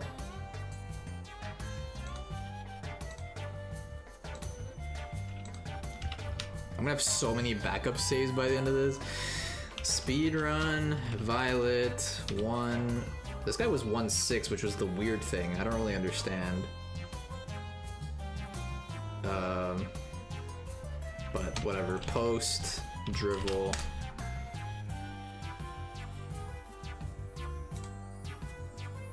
Okay, let me just buy it.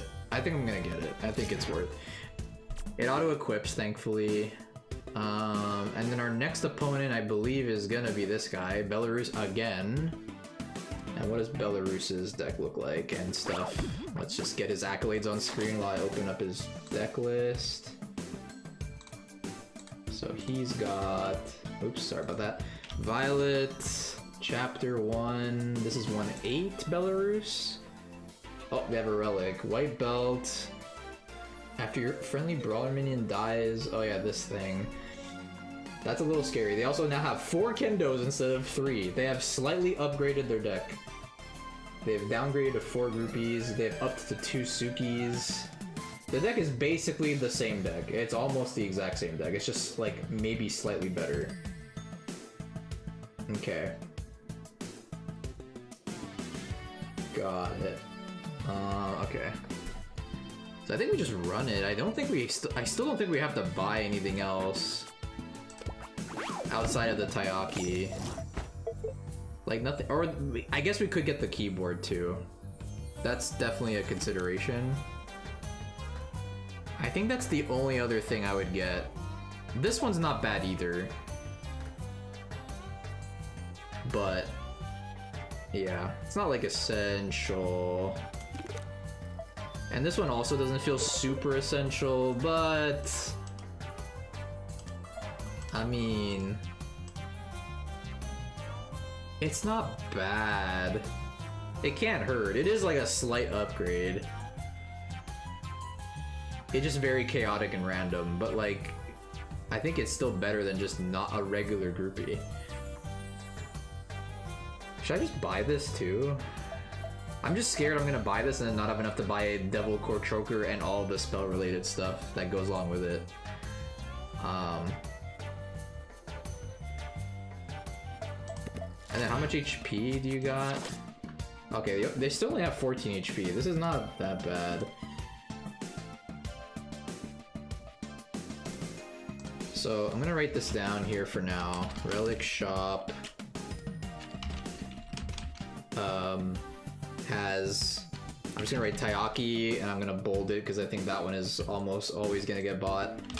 What were the other ones again? It was keyboard and what the hell was the other one? I don't remember what the other one was. Oh, the choker, right? I don't think that was in the first one. Or was it? No, it was in the first one. Wait, what was it then? Oh, the tusk. That's not really, yeah. Blood tusk. And the next fight is Belarus 2, 14 HP. I'm gonna just automatically put 400 because I'm almost positive it's gonna be 400 again, but it might not be. Alright, Belarus 2 is 400. First accolade is trigger 2 death effects. That's your own death effects. That's not gonna happen, I think. Are there any other death of? No, I don't think that's happening. Unless I redeem. Is there a world where I redeem the like 1 mana Skullroku guy? Like he's unironically better than the Crowd Surfer. I think. But I don't know if it's worth swapping it for that. I do like that card a lot though. Deal 5 damage to enemy hero in a single turn. That's very likely. That is $100. And then the last one is defeat the enemy with 8 or less. Okay, that one I think will always happen too. Oh, why is this? I'm typing this the wrong thing. Whoops. $200.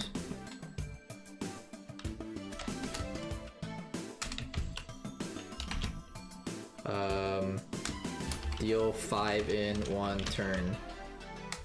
100. 9 minions dead, 2 kendo, 200. They like swapped them for some reason. I don't know why, but they did. And then we're definitely gonna level up off this fight, guaranteed, I think.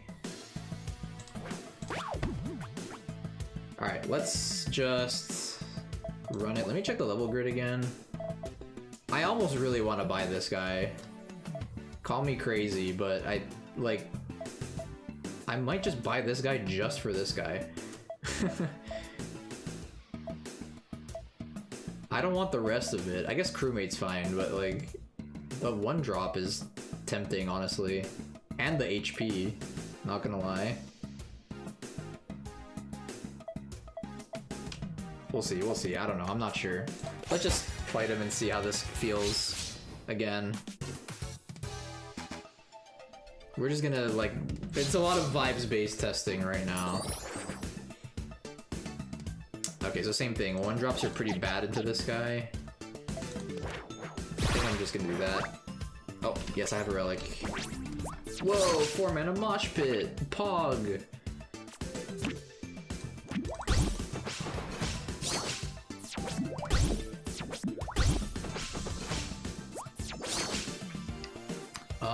I don't think they have any groupie trigger stuff, but they do have brawler minions dies that does a thing, so maybe I'll just put the dragon here then.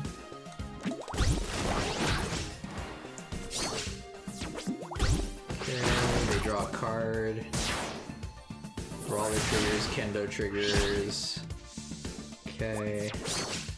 We go her in this lane.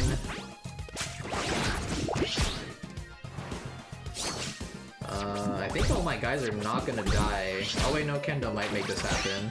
Okay, cool. So we get Mosh Pit next turn for the full 4, but it's not great because it's in columns that are already occupied by stuff, so I'm not really getting much damage in. So I might want to wait a turn. which is awkward as hell. This is very unfortunate. Yeah, like this is only for 4 mana, deal 2 and wipe their board, which is like it's good, but it's not like crazy.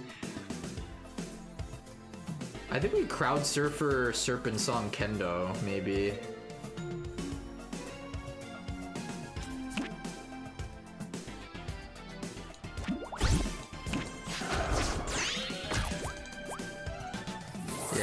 Pit. I really wanted to, but that was like the worst mosh pit of all time almost.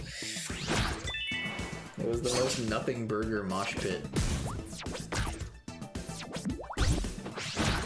This is the same thing, but at least now I already have Lethal on board, so I don't even have to play it.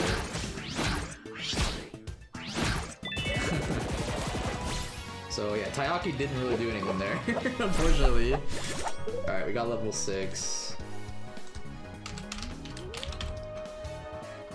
What do we got here? Brown Tooth. Good old Brown Tooth, who I eventually cut out of the route. But Brown Tooth's good. They're definitely good. You could even play it in this deck too, technically, but it's just a good guy, but he's not a 2-mana 3/2, not in this story. And you have a level grid bonus again, which we can consider. We're just gonna keep on going until we get stuck. Like something like blocks us. And we have to pivot decks, which so far that hasn't happened, but I think Jarvis might be the first guy that will force a pivot, honestly. Alright. Do we get, I guess I'll grab the chest. I'll make a note of it. If we need the money, it's there. I'm assuming this is 500 bucks again. I think it's always 500, isn't it? Yeah. $500 chest.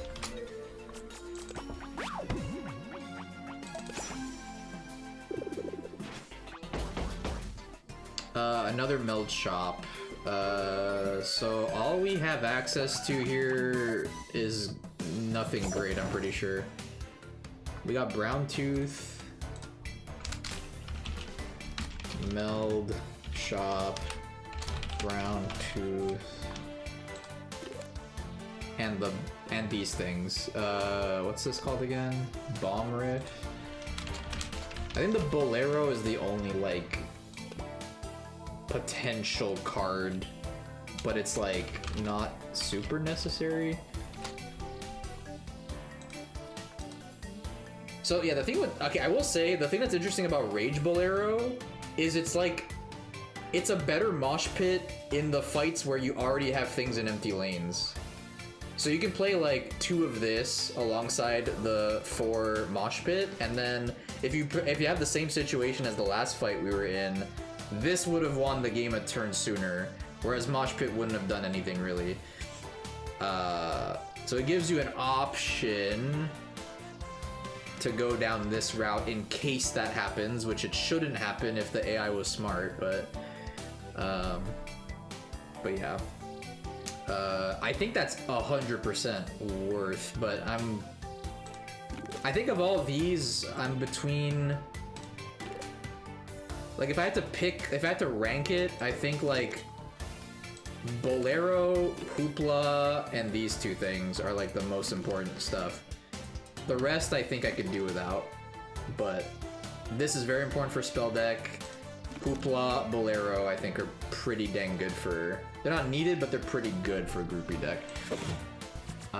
Especially with the keyboard. Like Hoopla gets so much better with keyboard, but it also does conflict with Mosh Pit because it swarms your board and it gets out of hand. I noticed that a lot casually, that Hoopla very often blocked my slots to the point that it wasn't even worth using. Okay, so you're the next guy. Look at this guy, he's crazy. Malarkey. What a load of malarkey. 15 HP. We're starting to get into the high HPs here.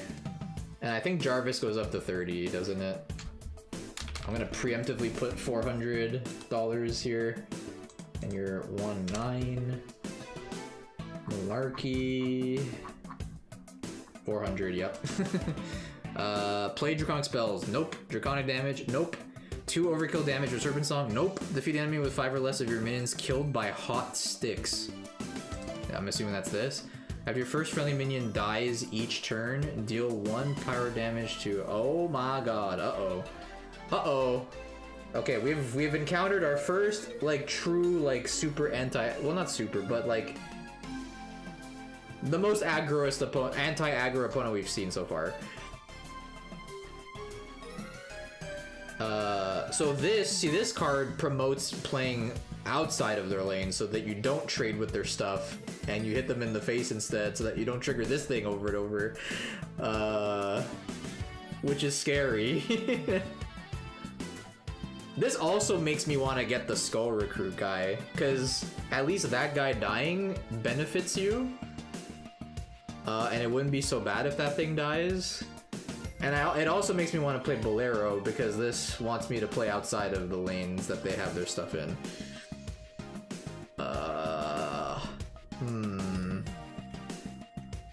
Anyway, so I think the only real accolade here would be the last one, which gives only 100, unfortunately, but oh well. So this is defeat the enemy with 5 or less. Okay, I'm trying to like think about what I want to write here. Less than 6 of your minions dead to their hot sticks relic. 100. I also want to go check what their deck looks like in a sec here.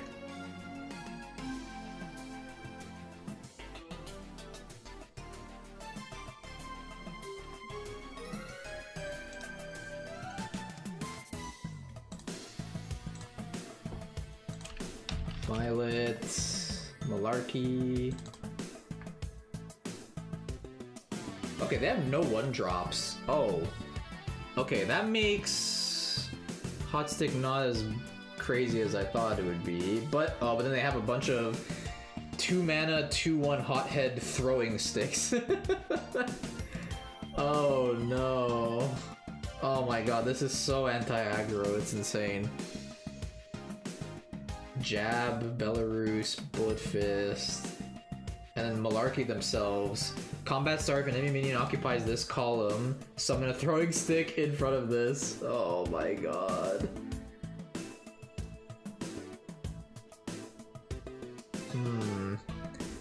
It's crazy how Shiver Shades will always bullseye into Lustra first thing. No! But look at all these dancing dragons in my face that you could hit. Why are you hitting Lustra? At least Lustra has barrier, right? Like, just don't hit 2 Shiver Shades and make them both hit Lustra. I'm glad you're having a lot of fun with that, though. That's really funny. Okay, I'm like low-key very terrified of this fight, I'm not gonna lie. This is scary. Actually terrifying.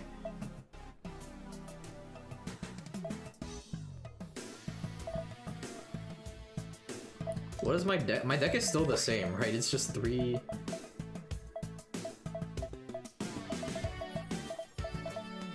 Okay, I have a really stupid idea. I have a really stupid idea. What if... Hear me out. What if I I level up the Skull Recruit. Just for the Skull Recruit, I cut all Surfers, all Serpent Songs, and I play 7 Skull Recruits. So I have 15, half my deck is 1-drops, and half of them are sticky in a way. And then maybe I also craft, like, Bolero. Maybe I cut on... I don't know what. Maybe throw in 2 Boleros as well. Maybe I don't go full 8. Like, maybe I just go 2 Bolero, 5 recruits. Or even split the difference between groupies and recruits. Let's just see if this works. But, like, all these 1-drops are effectively bad. Like, like the only good cards in here are everything under the Serpent Song. So like this at least gives barrier. This has barrier. This. Well, this I don't know, honestly. This card's actually not that great in this matchup either, to be honest. Like, it sounds like they really want me to play the spell deck here. Like, they absolutely really want me to play spells now, but I don't know if I want to. I might have to, though.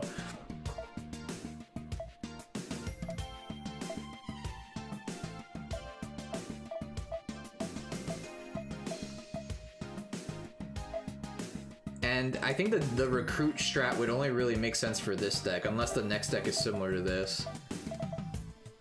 I'm gonna just play it. I just want to see. I just want to see if I can win with this, but like, I'm not gonna lie, this sounds like a nightmare, in theory.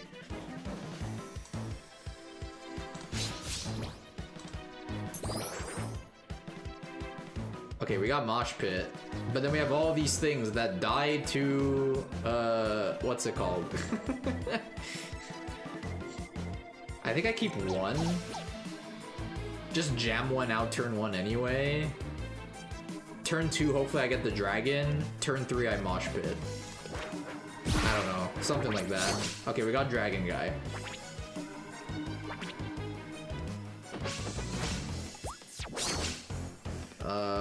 Man, I almost don't even want to play it. Like, this just lets them... I don't know. I guess I'll play it, whatever. Okay, there we go. Throwing Stick. I mean, this is like a fine trade. It doesn't really do anything. They paid 2 mana to kill their my 1 mana thing. That's like not the end of the world. Okay, so we can Mosh Pit now. I'm just gonna do it.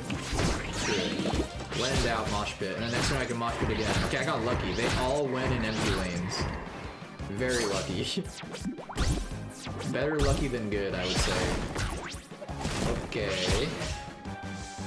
And now we do it again and hope for the best. I just gotta get 2 in these 5 lanes. Oh, it's guaranteed, actually. Because, yeah, even if 2 go here, then, yeah. Yeah, Mosh Pit for game. That's all it is. That's all you gotta do. Alright, I guess it's fine. I mean... I kind of made a joke out of that guy. We don't level up. We get the Squid Face Ruffian, who's a little pricey. I did play him a few times in my speedruns because I got him off of, what's it called? Brown Tooth.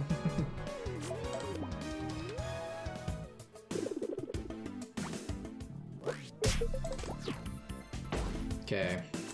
We're almost near the end. I think we have maybe 2 fights left, or maybe 3? Oh, wait, no, we're already at Jarvis. I'm pretty sure this is final boss. Yeah, 112. Oh, okay. But now here's where the aggro deck might have to take a back seat, but we'll see. So they have a groupie deck with the same Blitz Burst, and they have this thing. This relic lets them summon a groupie every turn for free in a random back row tile. And yeah, it's hard to get through their field when they continuously play groupie stuff. Let me just note down his stats here. Jarvis. 25 HP. Okay, not quite 30 like Coxswain. So that's something. Alright, you're 112. You have $1,000 as your reward, as it should be. It is a boss. And then their accolades, win in 10 turns, extremely likely to happen. $200. I'm just gonna mark that down as practically a guarantee. Win in 10 turns or less. Win in 10 turns. 200. Deal 6 or more overkill. I wouldn't say pretty likely, but Mosh Pit can get there very easily. 6 overkill is 200 as well. And then... oh, use any Blitz burst. Right. Okay. Oh, you know what? I should definitely still do a deck edit for the Blitz burst when I get that level up, just so that increases my odds of getting Mosh Pit. That's like the only reason. Because I have a 29 card deck instead of a 30 card deck. That's like the only reason. But I probably should do that deck edit anyway. And I was able to do that after Belarus won. So I just did like 3 fights without it, but I definitely would equip it. Even if I don't use the Blitz burst, it's just there to increase my chances very, very slightly. You won! So you beat Alatar? Let's go! Awesome, dude. GG. That's hilarious.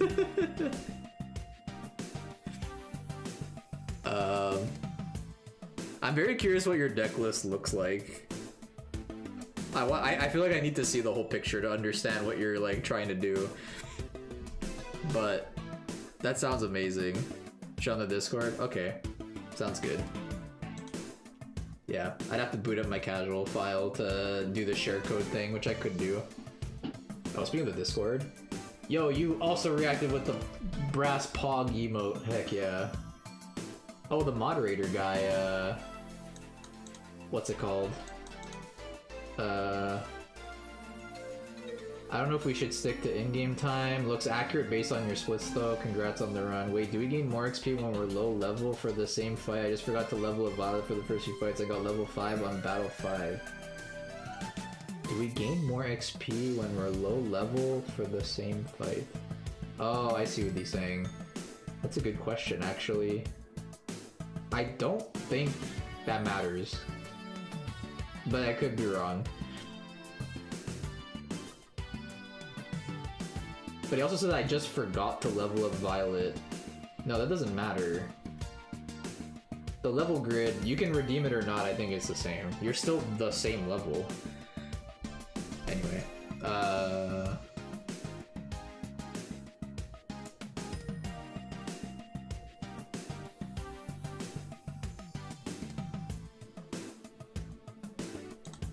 I'm just gonna respond to the guy.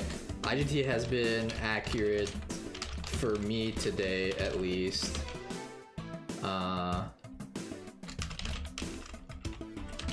Though I know you had some weirdness looking at your Violet run and your 0-0-0 playtime you posted about in the Discord somewhere.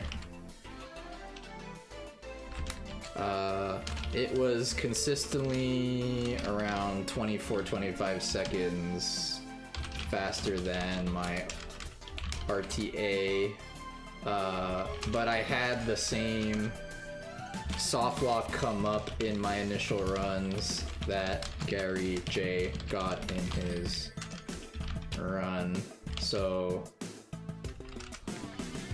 faster than my RTA, then my RTA time, if you ignore the fact that it could soft lock after beating the final boss, which not only happened to Gary J, but also to me on my first 2 attempts, then didn't for some reason on the next 2. Okay, sorry, I just wanted to reply to that guy. Yeah, he's like the current moderator and the guy who did the Violet Chapter 1 run. I think I'm guessing you're... let's look at these other channels real quick. Strategy Fables. Oh, snap. Look at all these spoilers. Oh, you're posting clips, too. Let me see. Oh my god, I see that the preview has a bunch of 10-10s. Oh my god, look at these dragons go. -26. Dude, what the hell? Oh, this is Shadow Violet still though. This is hilarious. Oh, wait, who's this on the bottom left? Oh, it's a clone. It's a copy of Lustra. Wait a minute. Wait just a darn second here. What is going on? What's the copy card in this? Oh yeah, Mulder's Mallet, I remember. I used this too. I think I also use this in like the Rift deck. Cause yeah, you can clone the rocker to make more Serpent songs and some other weird stuff you can do, but you use this to clone Lustra. That is so awesome.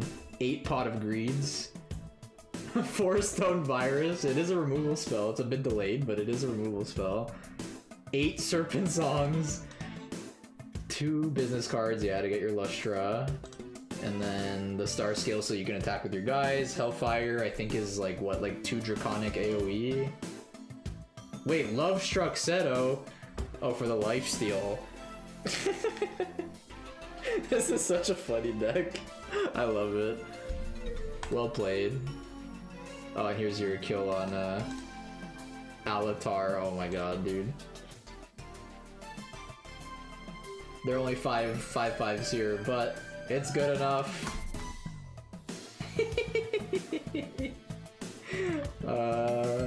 Wait, I got a frog pog on these ones too.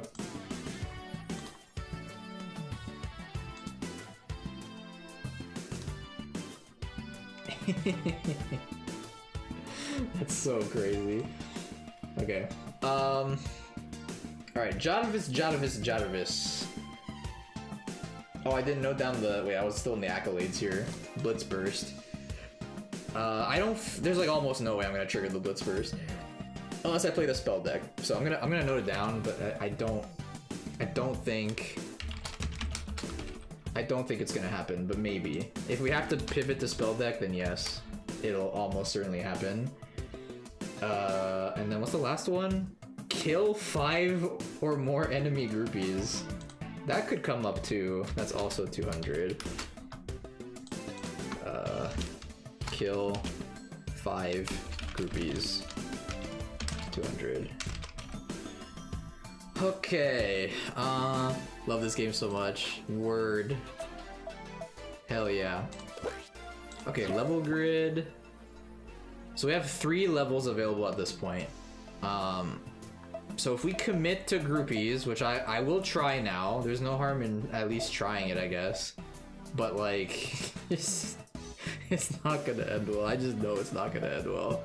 I can't imagine this working. Cause like 1 mosh pit's not enough. Even 2 mosh pits might not be enough.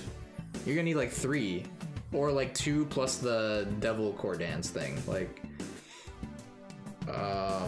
let me just look at their deck though. Let me gather some more intel on what he's cooking here. So he has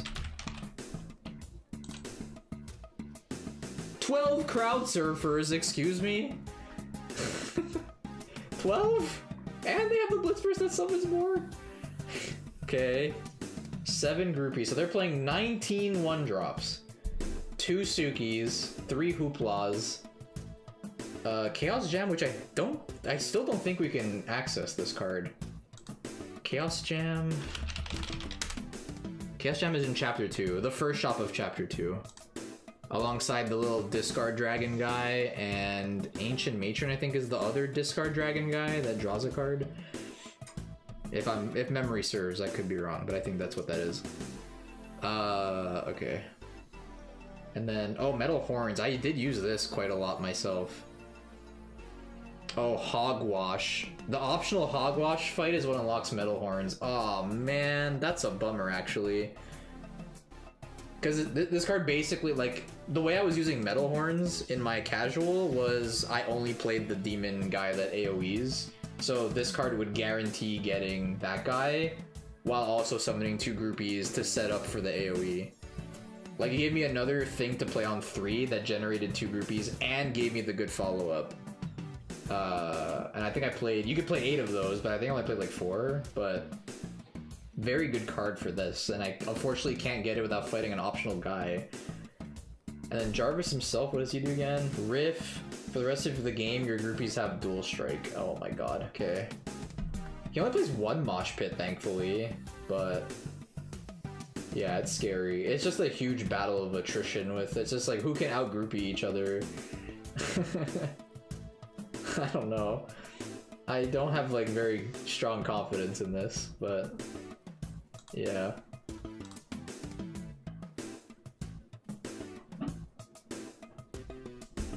Oh, hold on, I'm getting a message on Discord.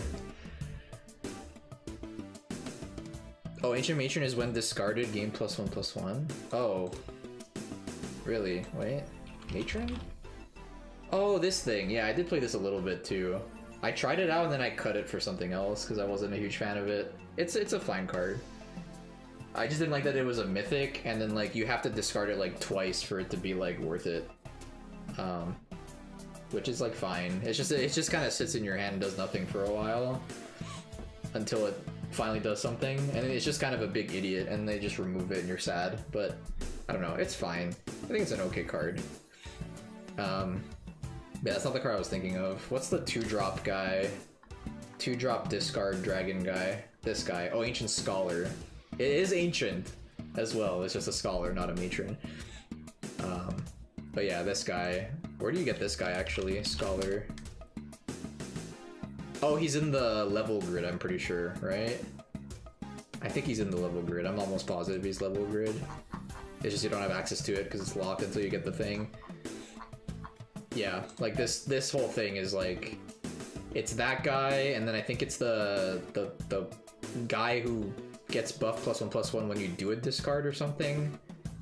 And then the last one is obviously Blitz Burst, and there's like the big dragon thing in here. I don't remember off the top of my head, but I vaguely remember what this was. Okay, so let me just grab this and this. I'm 100% doing that. And I low-key kind of want to try Skull Recruit, but I just don't know if it's worth doing. It's better than Crowd Surfer if I'm not playing spells, though. So let's just grab it. We also might want HP, though, but then if I do that, I can't because I don't have enough. I think we just kind of have to do this. Oh yeah, I forgot to reply to the guy. Hold on, sorry. Let's see here.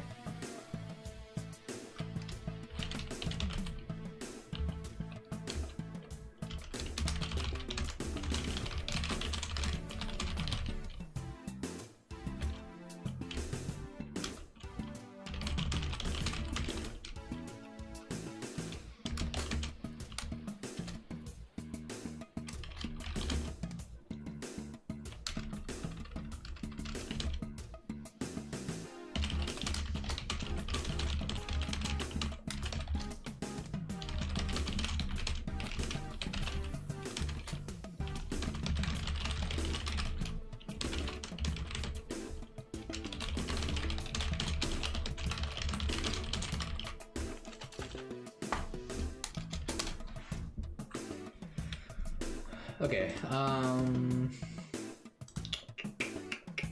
I got a reply already on the speedrun thing? Sounds reasonable to keep in-game time as the source of truth then. Okay, yeah, yeah. I think it's fine. Yeah.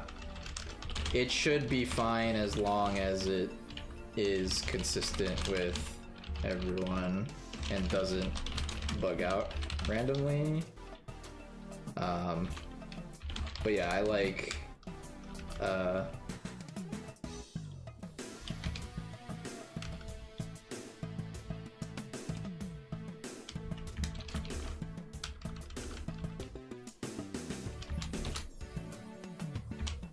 should be fine as long as it's consistent with everyone, doesn't bug out randomly.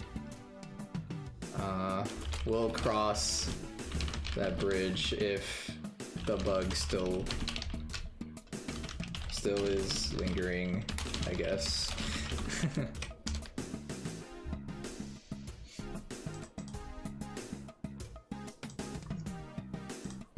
Okay, so let's experiment here. If we go, Oh, whoa. Okay, I thought my game bugged out there for a second. We're fine. Okay, okay, I'm just looking at all my options here.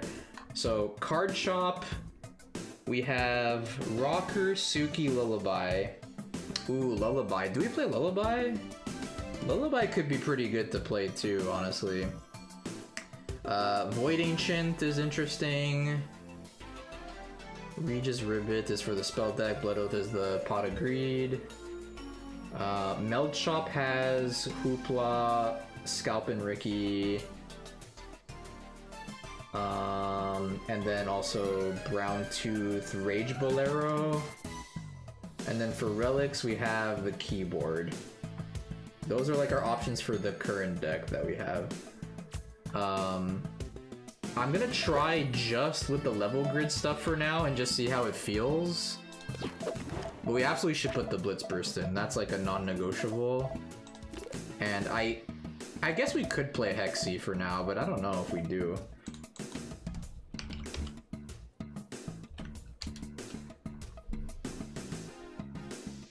Dun, dun, dun, dun.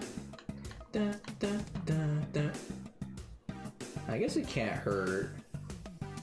It's like, it's fine, right? Like, it's just a good thing to play in the mid game. This is gonna be more relevant against Jarvis specifically, so it can't hurt.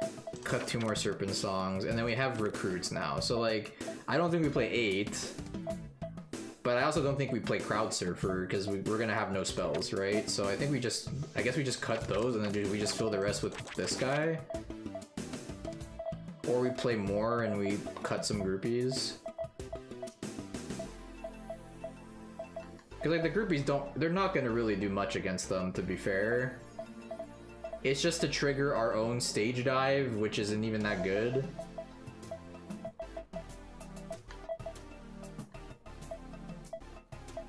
But it also lets our Zealot pop off more in the later game. Like we can go like manually cast groupie plus Zealot or something. Like, I don't know. Oh, and plus Devil Core Dance. Devil Core Dance is the other reason why we want to keep groupies. That's like the only other reason, really. It's not so much for the Blitz Burst, it's more for this, but you have to draw it. Alright, let's just try this. Let's just see how this feels. This seems like... I think this is gonna be a struggle, but we'll try.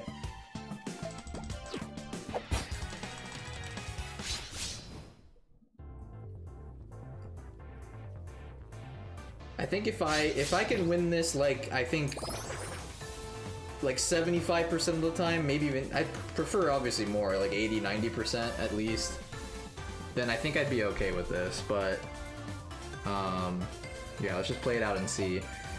Alright, do we just hard maul? Like, Zealot I think is insane versus Jarvis, right? Like, Zealot is super good against them, but you need groupies on your field. Like, keeping Lorenza plus Zealot is good, I guess. I'm going second. I don't know. Let's try. What if we hard mull for Mosh Pit? Let's just try hard mulling and see what happens. Yes, I have a Blitz Burst, I know.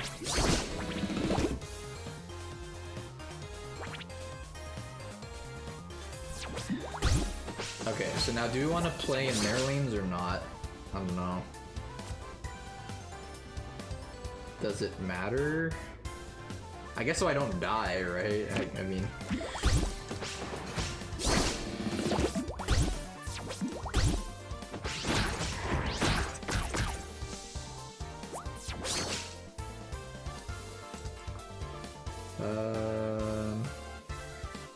So here, I can do... So they're gonna attack with this one first. So I could do this plus this. Oh, I also could just play my 2-drop. That's okay. Yeah, trade. Oh wait, no, I did it backwards. What am I doing? I played them in the wrong order like a dumbass. Alright, anyway.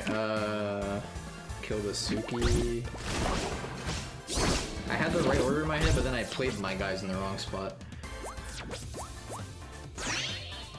So I would have had a 2-1 groupie alive here still, which would have been nice. Okay, Devil Core Dance.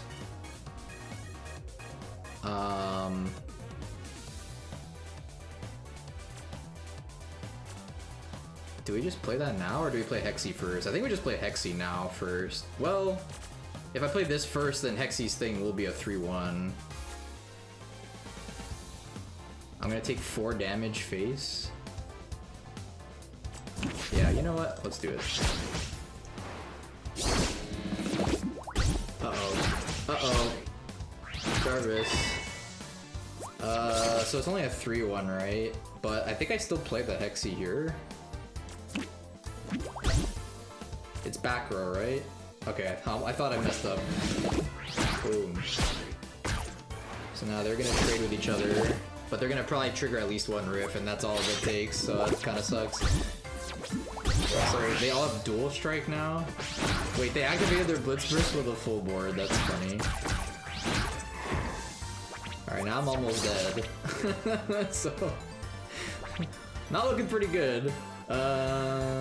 Okay, we can do 2 AoE damage. No, sorry, 3 pings with this. No, 2. It's 2. Only got 1 groupie.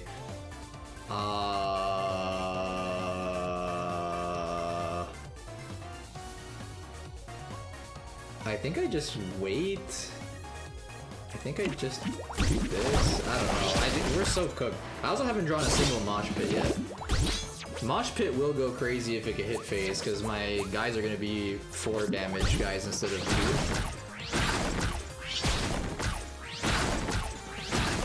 2. Yeah, these dragons are so insane. These cards are so good. You might have to keep this in the mulligan too. Oh, this is great. 2 groupies plus this. Okay, so let's go... Let's go here.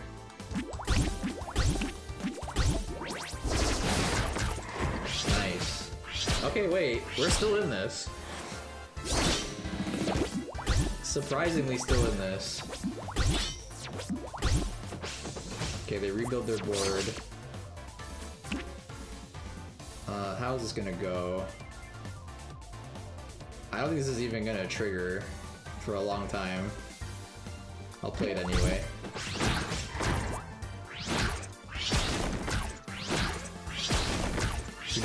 Valera wouldn't even done anything here. Mosh pit either. I guess it would have snuck in a little bit more damage. Oh god, they played their own mosh pit. Uh-oh. They blitz burst again with nothing to play. They triggered 2 blitz bursts and it didn't do anything. Oh god, I'm almost dead. We're both almost dead. Uh-oh.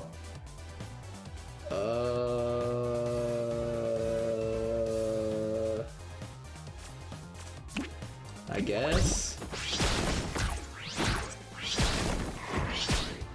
Dang, this is a close game. This is a surprisingly close game. Oh, there goes the buff. Oh, I'm so close to lethal, it's insane. I'm very, very, very close. I'm 1 off right now.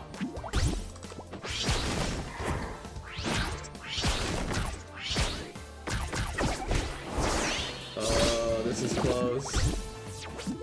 They're at 1 HP and I'm at 4 and I'm about to be down to 3. Okay, I win. I won. Holy crap. Okay, so this is still winnable.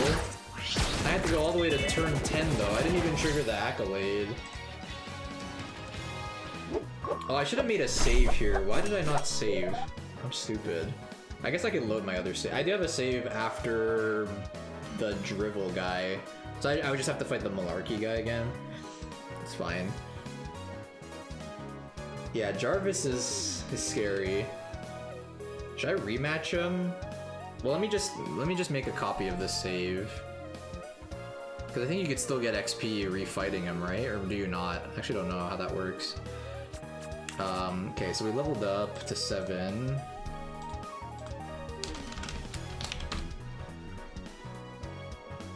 Yeah, definitely don't underestimate him. He could definitely kick my ass, 100%.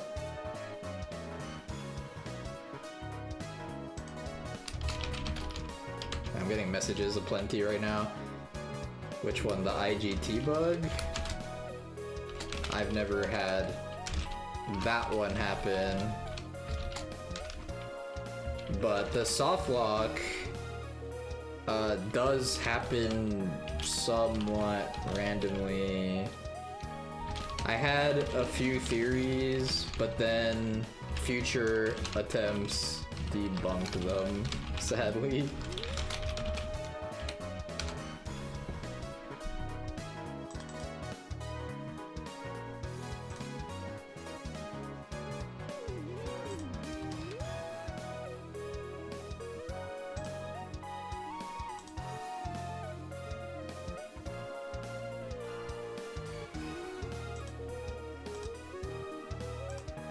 Oh.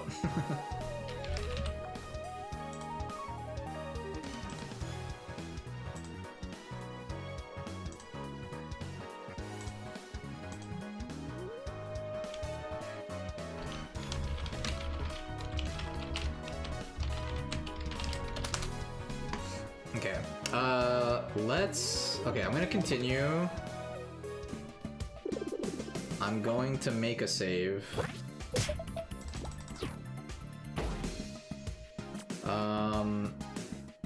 Okay, I'm just gonna go until the end of the chapter, just so I can, like, what's it called? Have, like, a fresh, start from chapter 2 file, I guess. So I guess we go in here. Building. We have the material chest, if we want it. I'm gonna probably copy-paste. It's probably the exact same thing. It's 10 of each, right? Yeah, the exact... Oh wait, no, it's a bit different. Instead of... We're missing something. Something's not the same. Oh, dust. There's no dust. The dust swapped with a gem instead. Okay, I'm just gonna note that down though. So 10 of mana, scale, gem, or sap. I'm gonna take another screenshot. Okay. So you could grab that if you want. Talk to this guy. Chapter complete. Okay. IGT is gonna be so terrible here, by the way, with all the note-taking and stuff, but don't look at that. That's still faster than my casual time. You know what? I'll take it. We skipped all the side quest stuff, though.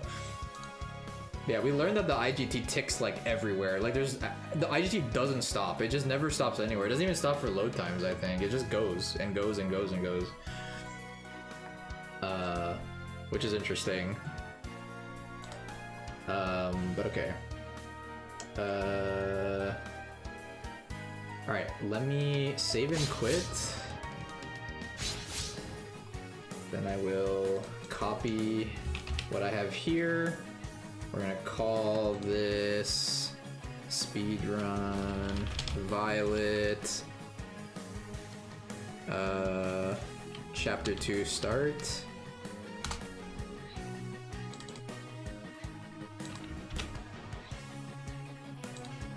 Okay, and then I want to well, I guess I could go back in. I'll just go back into chapter 1. I'll refight with what I have. Oh, what time is it? It's 11. I think we're not gonna start chapter 2 routing tonight. I'm just gonna jam a few more games against Jarvis before I sign off. I think I just want to see how,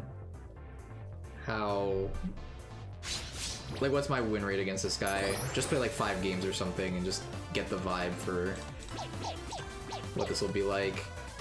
I think we keep Devil Core Dance, right? Card's really good.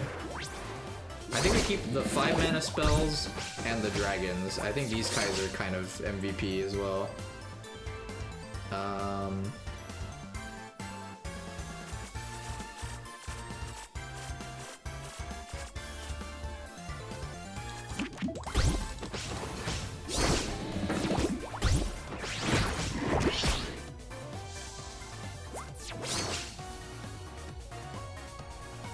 Okay.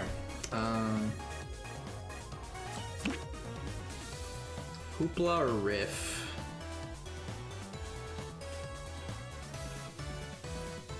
I guess Hoopla, right? Wait, does this always go back row? Oh, it is always back row. Interesting. Okay.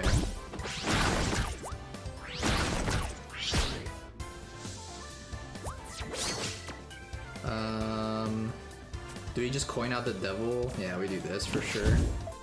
We're gonna take a lot of damage here. Well, not that much, like 4, maybe more, depending on what they get. Okay, but now we can play like Lorenzo with 3-1 barriers, which is pretty strong.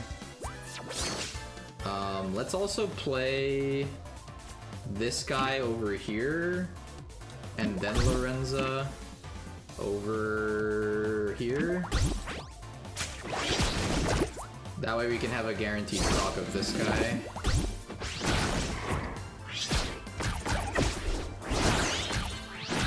Yeah, I don't regret the Skull Recruit edition, honestly. It's pretty good.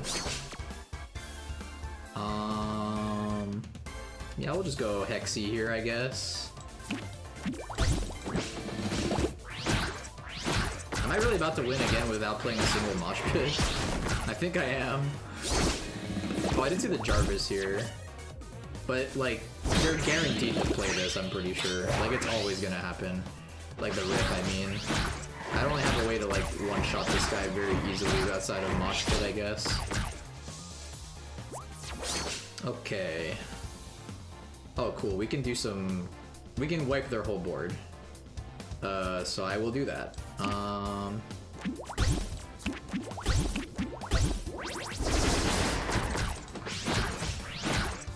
Okay. I mean, I'm barely... Like, it's crazy how close this is, but I am winning. Okay, this is 6 damage face.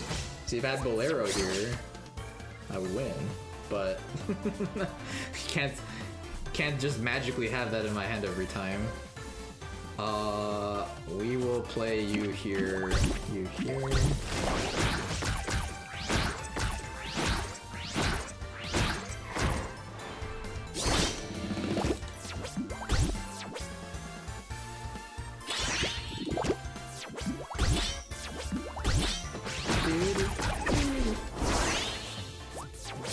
Alright, we're down to 7. Okay, these two both die. Dies. Almost my whole board is dying here. That's not great. I guess we'll go here.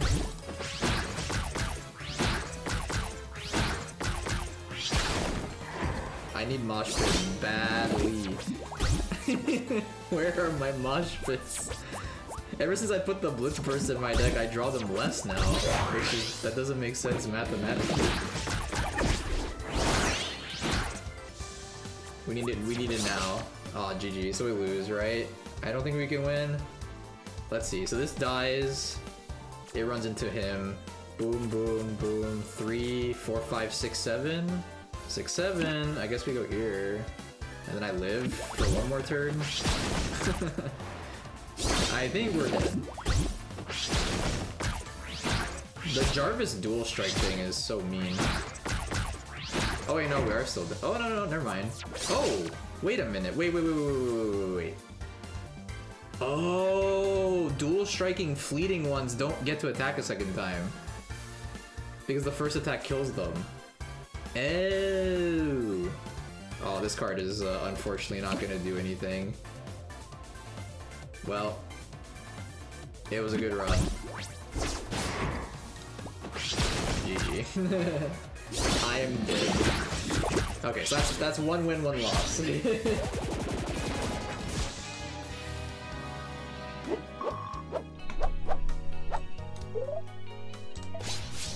Oh, see, I got EXP there. So you can get more EXP. That's fine, I'm gonna reload the save after, it doesn't matter. Okay. I'm gonna try keeping the dragon guy only. There's Mosh Pit, okay. I'm gonna blame it on the fact that I just never drew Mosh Pit on that fight. We don't have coin, but we'll play it.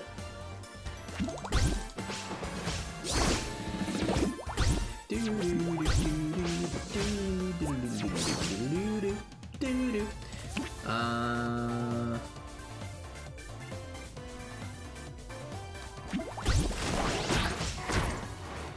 don't have anything to play on turn 3. draw a 4th mosh pit after I complained about not drawing mosh pits. Oh, what a perfect top deck. Okay, so this will go here. Alright, I will be shocked if I lose this. I will be extremely shocked if I lose this. I feel this has to be almost a 4 of a kind, anybody? Dude, what is going on? Alright, now we just play mosh pit every single game. And if we lose this, like, I don't know what to say. Like, this is like as good as it gets. I like drew the nuts. I drew every good card I could possibly get every turn. Go. Waiter, more mosh pit, please. Alright, I think I win.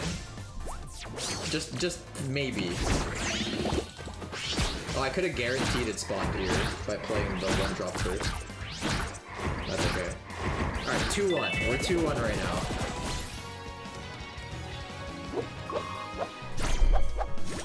This is a good test though. And and I got more experience there again. Interesting. I wonder like what, I don't know. I'm not gonna note that down right now. I'm gonna just watch back the VOD if that matters. Mosh pit. Dragon.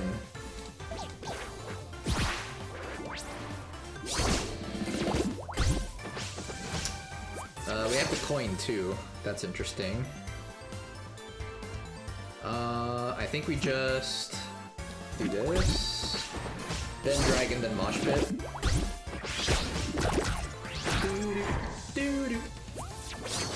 Oh, now we got double core. Okay, never mind. Double core, then mosh pit. This is like looped in my hand right now. I think I drew it every single game so far. And it's a legendary. Go figure. I've drawn this just as much as my 4 of mosh pit out of all games combined. That's some food for thought right there.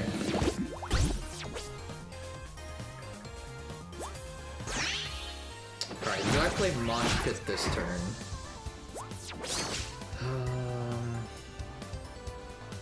I think I wait a turn.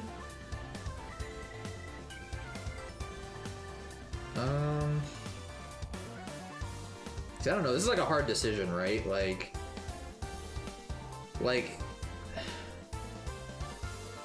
Right now, I'm only guaranteed at least 2 of them going through, so that's how much damage? That's 6 damage. I'd basically be playing a fireball at worst, but 9 damage at best. Because one of them has to go in this lane to hit these. So, would I play a 4 mana 6 or 4 mana 9? Probably, right?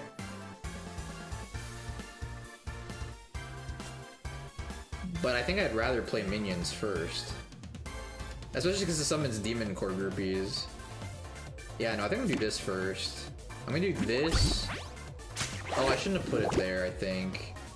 It's okay. Because this thing dies anyway. I should just let that hit my face. I should put it here, maybe. It's fine, though.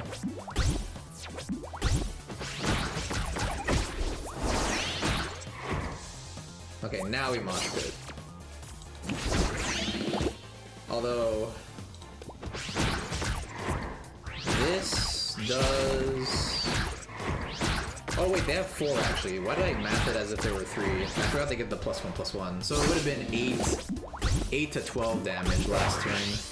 But there, I think it only did 8. I think, or did it do 12? I think it did 12 actually. I don't know. Okay, so now they have a full board because they Blitz Burst. That is kind of the problem, is they could Blitz Burst and fill their field. But I could fill my field too. How do I want to do this exactly? I think we go groupie here, you here, and which one of these? I guess dragon? Oh, they're gonna trade, which is sad. Yeah, we'll do this, I think. We get a guaranteed proc of that. And then we could crowd surf her, but like... I don't think we're gonna play this. Oh god, they're mosh pitting for only 2. But they do have dual strike, but they're gonna die. It's funny, like the dual strike is like semi-anti-synergistic. It does conflict with their stuff. All the fleeting stuff doesn't really make it have dual strike. Oh, do I have lethal in some way? Oh, no I don't. Do I make crowd surfers? I think so, right? I think I just do this, summon 4 crowd surfers. Might as well. Although maybe I do want the space in case I draw one of my other 2 mosh pits. I don't know, we'll see what happens here. So it's looking like it's gonna be another win. I think it's... Oh, of course I draw the mosh pit. Is that lethal? It is. If I play it... Do I even have to play it just for fun? Let me map this out. So these 2 do nothing. This dies. Dies 4 damage. Oh yeah, I have lethal on board, I'm pretty sure, unless I'm not considering something. But just for fun, we'll do this. Oh yeah, they go in your hand. I forgot they go in your hand when you have a filled board. That's kind of sick, actually. Do they have fleeting as well? They do, yeah. Okay. Yeah, -5. Yeah, so if I didn't play it, they would have been... it would have been exactly 0, I'm pretty sure. Okay, so now we're 3-1. So it's winnable. It's not as bad as I thought this would be. Chapter 2 is where it's gonna get really bad though. I like Skull Recruits too. Skull Recruits definitely proving its worth, I think. It's not like amazing, but it's better than Crowd Surfer in my deck. Okay, what do I do first here? I think I'm just gonna play a Skull Recruit here. Okay. Boom. None of our spells in our hand. We have 2 turns to draw 1. Nice 3/3 tough dragon. Feels good, man. Another dragon.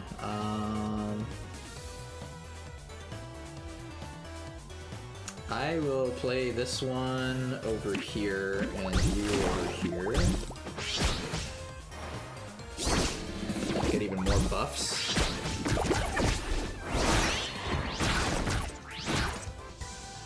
4 mana. Another dragon. Oops, all dragons. I'm okay with this. They die. They die. They're most likely gonna play a minion. If they're smart, they play a minion here. They're probably gonna end up playing minions here anyway. So I'm gonna put a groupie here.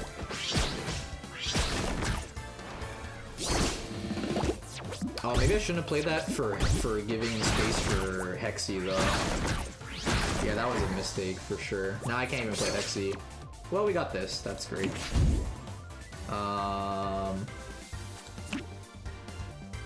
Where do I want to go with this? I guess here.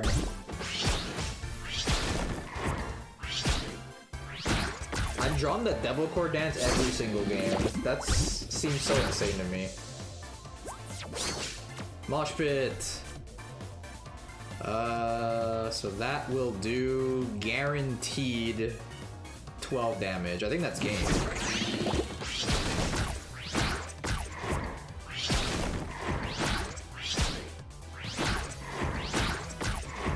Wait, that was exactly game. What the hell? I think I miscounted. I think this lane didn't go the way I thought it would. That's another win. So we're 4-1 right now, 80%. I feel pretty good about this, but it is losable, clearly. Okay, Double Core Dance, we keep it. Do we keep Lorenza?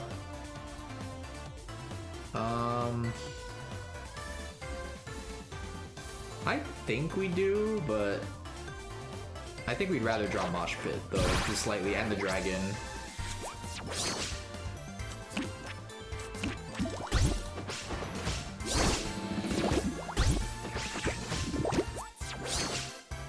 Hoopla!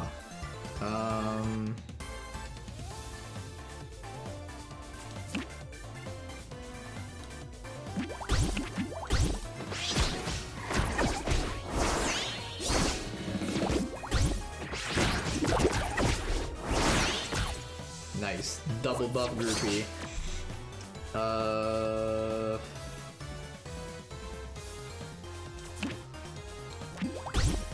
They don't have fleeting. We're just gonna buff this groupie to shit. Unless this triggers on this one, which it could. This groupie can't stop getting buffed, it's getting out of control. Okay, what happens...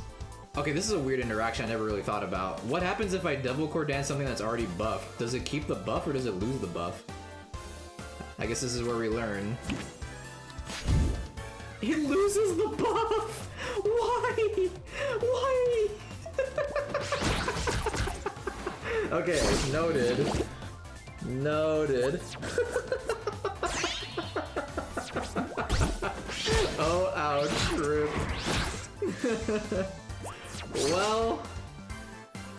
Well, hey, at least our Hexy's gonna summon a big thing. That's funny. That's so funny. Unfortunate, but funny. At least we know now. That's why we do the science. So I don't even know if I can count this as a legitimate loss. Like, had I known that, I definitely wouldn't have done that. But let's just play it out and see what happens. Okay, we're guaranteed 2 damage here. This Jarvis dies already, so I have to hope it doesn't ping there.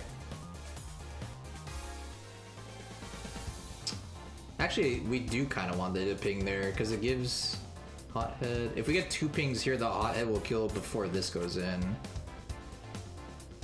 And then the fact that it's only a 3-1 is a little depressing. Oh, also this says in the back row. It doesn't have to be right behind it, right? It can play... I guess it can play anywhere, but maybe it prioritizes the back row? The one behind it, I mean? Because I think it does if it could. But then it goes to a random one if it can't. Kind of like Hoopla does, I think. I'm gonna just go here, and then... I think I'm just gonna ignore the lane. I'm just gonna be good. Okay, so you went behind it again.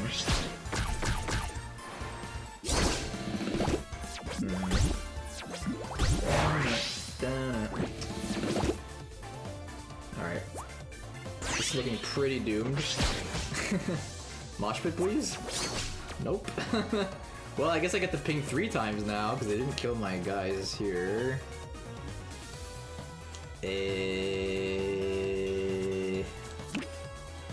I guess we're just gonna do this and pray.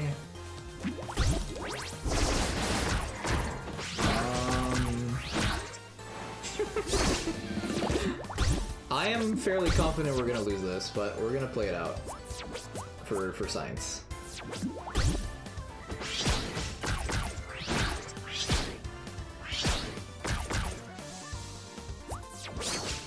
Oh dear. This is bad. This is so bad. I'm not drawing mosh pits again. I think they're all in my deck. Yep, they're all in my deck. 4 out of 17. I even hard mode for it too and I didn't get it. Am I dead? Oh, 2-2. Lorenzo, save me! I think we're just cooked here. We lose 100%. Yeah. I think I'm dead here. Oh wait, am I alive? Oh my god, I live. How? No. Okay, wait. Hold up, hold up, hold up. We're still alive. Until they mosh pit me. Well. Hey, there's my mosh pit.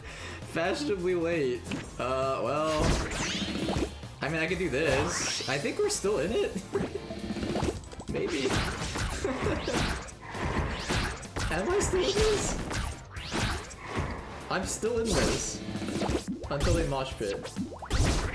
They didn't mosh pit. Oh my god, this is such a chaotic game. How am I? Oh no, I still died. Never mind. Oh well. Okay, so we'll say 4-2 on that one. We'll say I lost, but I don't know if like... I don't know if that Devil Core play would have made a difference or not. It's like a loss and it's like a half of a loss, but I'll count it as a full loss just because. Okay, we have Mosh Pit.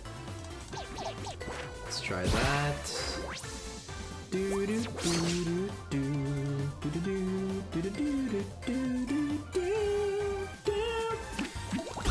No coin. I can't tell if like having the coin or not makes a difference either. Of course they ignored my lane. That's just mean.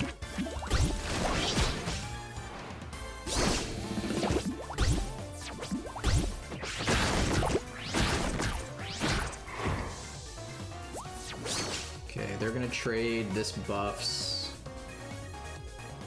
Let's go Lorenza here. We'll see if Mosh Pit's a good play next turn. It most likely will. We have 4 empty slots. Okay, these trade. Okay, so only 2 of the Moshers are gonna go face. So this is 4 mana, deal 4 damage. Oh, we drew the double core again. I keep on drawing this card. It's unbelievable how much I draw it. I don't know how this happens, but it does. Okay, that's weird. What the hell is this, like... Barrier stays, but the buffs don't? The barriers from Lorenza stays on them, but the transforming to groupies removes your attack stat, or like your stat buffs. That's interesting. Okay. I mean, like, I'm not complaining, but it's just kind of weird that it's, like, a little inconsistent.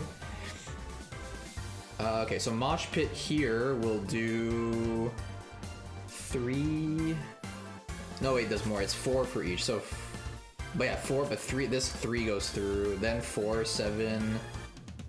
So it does 11 damage. That's definitely worth it, I want to say.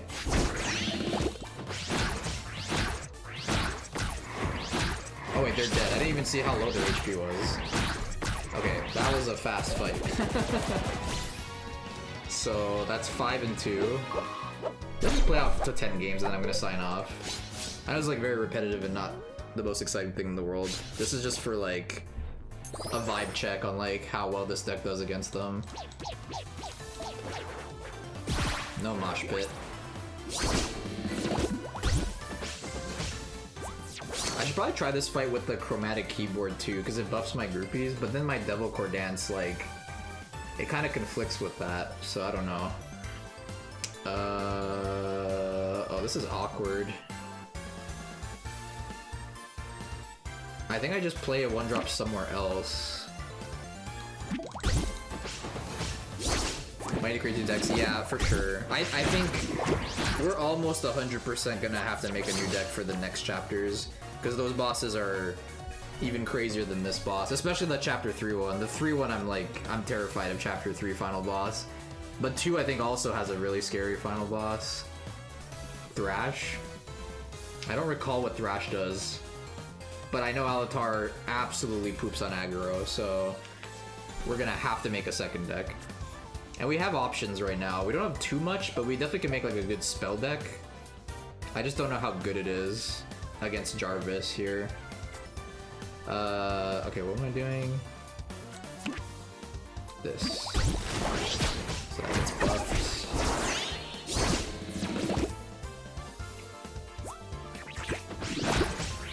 Yeah, there's a lot of routing decisions to be made here. There's so many options and things to think about.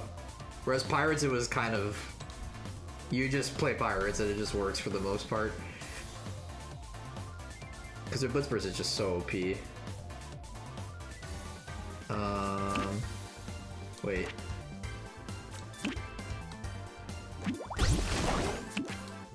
That. Yeah, Pirates best deck. Pirates are good, man. Alpha's the best deck in the entire game, but for the speedrun, I don't think anything will top that, probably. It's just so powerful.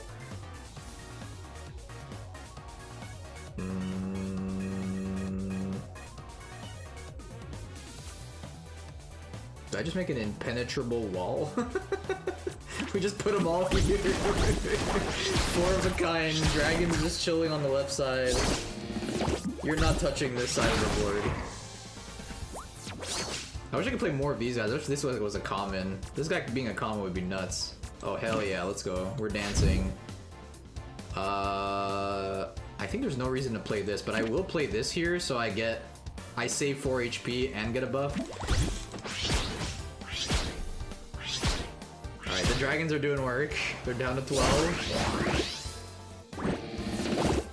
They Blitz Burst. Wait, what spell did they play for them to all get buffed? Wait. What did they do to trigger that? I didn't see what spell they played. Oh, they played a Metal Horns. Got it, okay. But it didn't do anything because their whole thing was filled up. So they drew a Demon Born and buffed their guys, okay.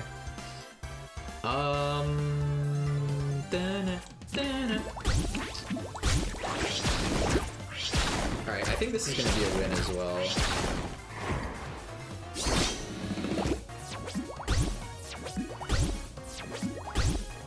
But we'll see. This is so, like, it's such a goofy... I love this matchup though. It's just, we're just slamming a bunch of dudes on the table and hoping for the best. Okay, they trade, so we can safely play... Whoa, my game glitched out there, that was weird. Safely play that there. Dude, nobody's getting past these guys. These guys are forever strong. Oh, mosh pit, uh-oh. Uh-oh. Okay, we might have our first dragon die here, right? Wait, no, it doesn't. It still doesn't die. It did do damage, though. Do we have lethal? We do not, but we're getting there. We're getting close. Is it even worth putting this here? It is more buffs for my dragons. Sure. It's not the most efficient trade in the world, but if it buffs these guys, it's for a good cause.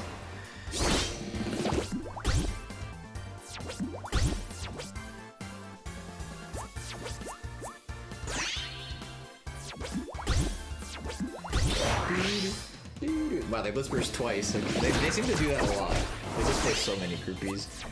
We're at 10 mana. I haven't even used my coin yet. What is going on?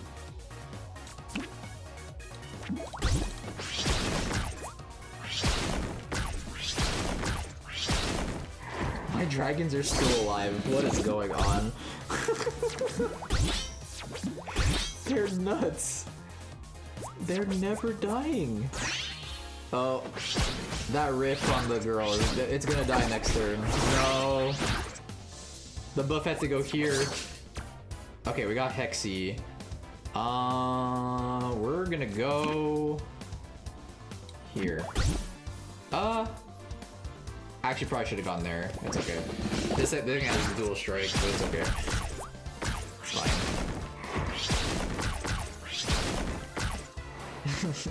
No, my dragon. Too many groupies. Yup. Where are my mosh pits at? I only think I drew only one so far, right? No, I haven't even drawn one yet. What the frick? I drew over half my deck and I still haven't found one. Oh, this doesn't even do anything. I have no groupies. Bro. Are we dead? I think I have to play this guy here so I don't lose. Oh, you do still get one ping off of it. I guess it's not the worst.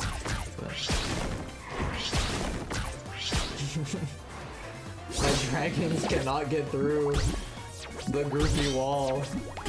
They have 3 HP. We did get 1 attack in there. Oh, we win. We finally win. It took 5 million years, but we got there.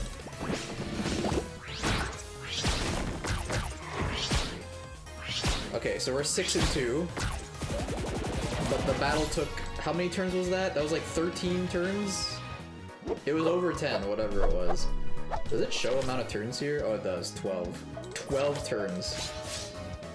I would not call that a speedrun. Although I did have a battle where I won in like half the time of that. Like, I had one battle end on like turn 5 or 6 or something. Okay, 2 mosh pits. Oh wow, this hand is nuts. I'm keeping the whole hand.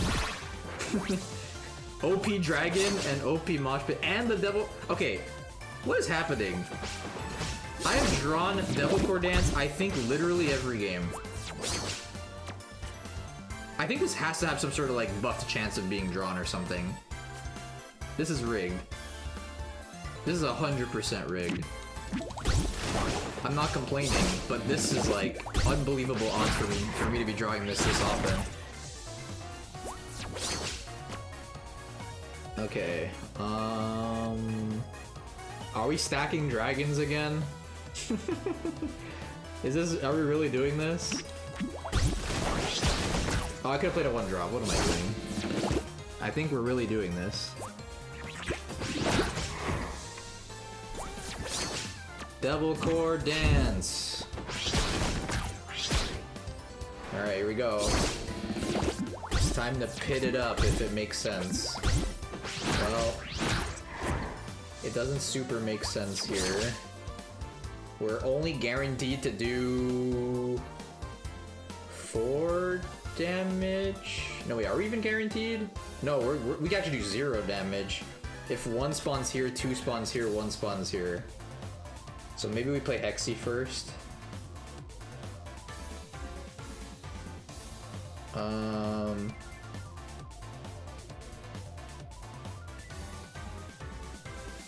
Let me do this.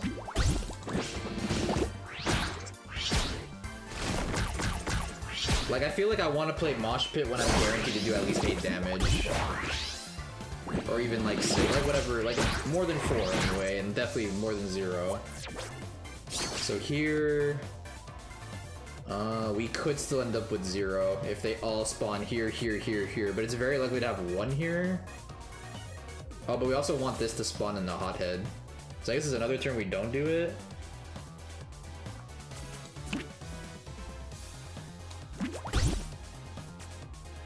How do we do this? Oh wait, but by playing a minion I could guarantee where they go, but nah, it's okay. I'm gonna just do this. We'll do a little bit of damage on Jarvis. And then we'll see how Mosh Pit looks here. I have 3 Mosh Pits. I mean, now I'm probably just playing it no matter what happens, just because I don't have anything else to play.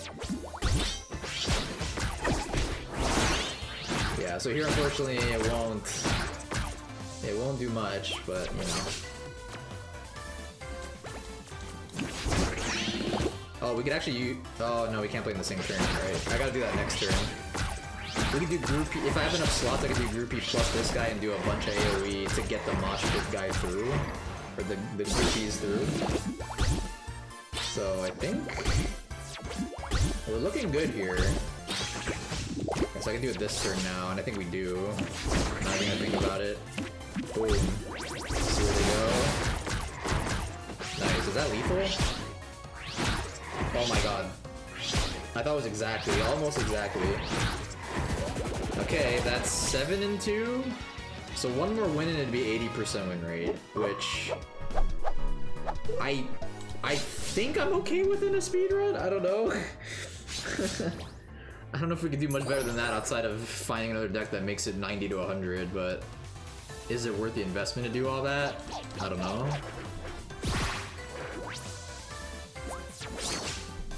I do like the idea of saving, like, wait until 8 mana and do Mosh Pit plus Zealot. Like, that is definitely like a win con. So we should maybe hold on to that combo longer, as long as you could live that long. Do we play groupie?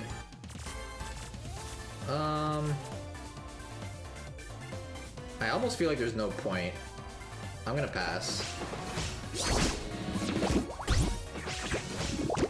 Yeah, because now I can... Oh, well, I drew that. I was gonna... If I didn't draw anything else, I would have played a groupie here to have the Hoopla die. But let's do this. Another Hoopla. Sounds like a lot of Hoopla. Alright, let's test this out. I honestly think we might want to hold on to Zealot here. The Zealot right now is 6 damage.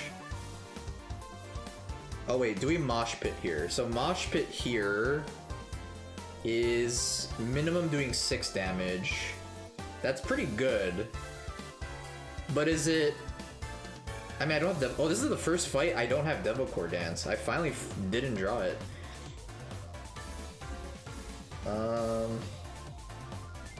I think we play it. Yeah, so that's the worst case scenario. But we clear 2 other guys and deal 4. Yeah, it's hard to say if that was worth it or not. But it's okay. We're messing around. Hopefully I just draw another mosh pit before turn 8.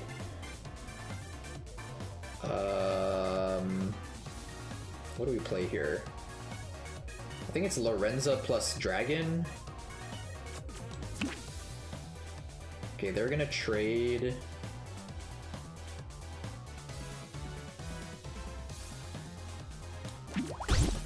I'm just gonna do this.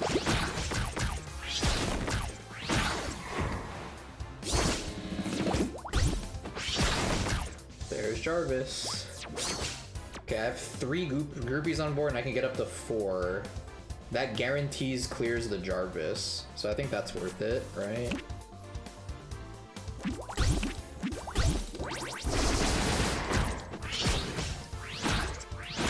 Okay, this works. I mean, this deck definitely works. It's not perfect. But I think after these 10 games, I think I'm fine with this.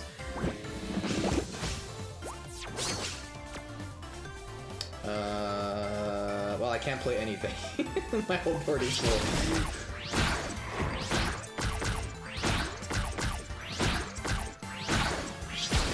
And I still have Mosh Pit. 2 groupies on board. Okay, I feel like... Oh! That's lethal, I think. Right? 3... Yeah, it's exactly lethal, right? Yep. 8 damage face. Sweet. And I drew it again, by the way. It was looking like a game where I wasn't gonna draw the Devil Core Dance, and then I still drew it anyway. See, like, I don't know. Anyway, but I will say that game looked winnable even without it. I think if I just played that out, I probably would have still won. But okay, I think that's enough testing for today.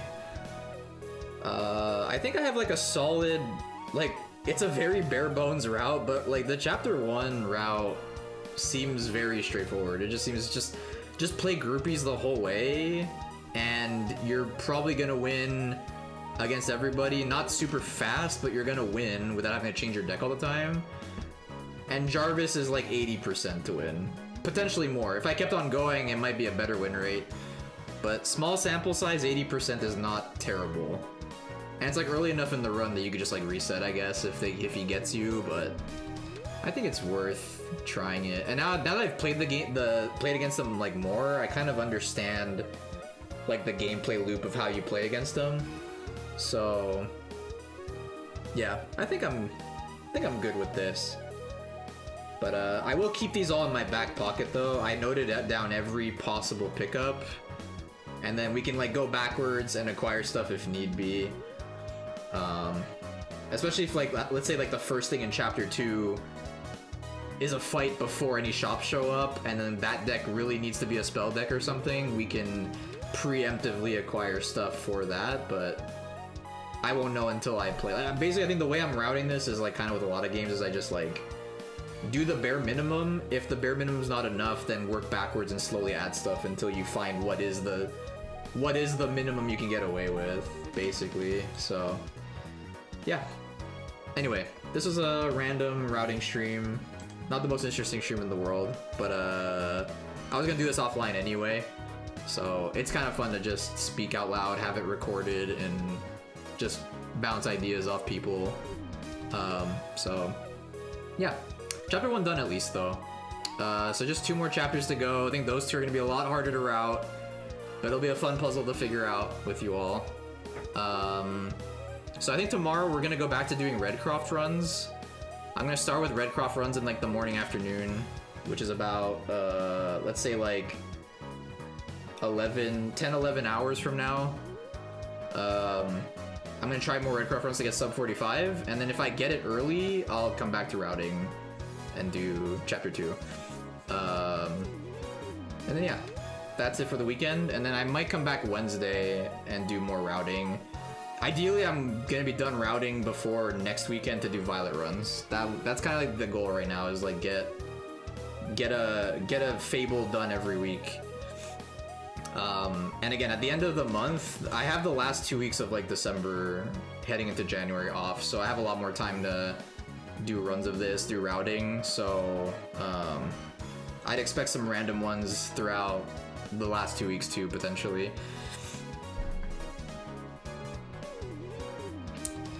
It was cool. Heck yeah. Glad to hear, Plat. Are you gonna be playing more Fables tomorrow? Quill chapter 2? Assuming your game cooperates. If so, I'm probably not gonna stream tomorrow night. If I'm not gonna raid you, I'm hopefully, if you're not streaming yet, I'll probably show up at least. That's the plan? Okay, cool. Nice. Alright, yeah. So I'll probably be there whenever you go live. Whether I raid you or not. But we'll see. So yeah, thank you all for watching, appreciate it. Oh, and GG, dude, trying to engineer efficient runs is interesting. Heck yeah, I'm glad to hear. It is interesting for me too, so I'm glad other people find some interest in that, in what could potentially be seen as boring.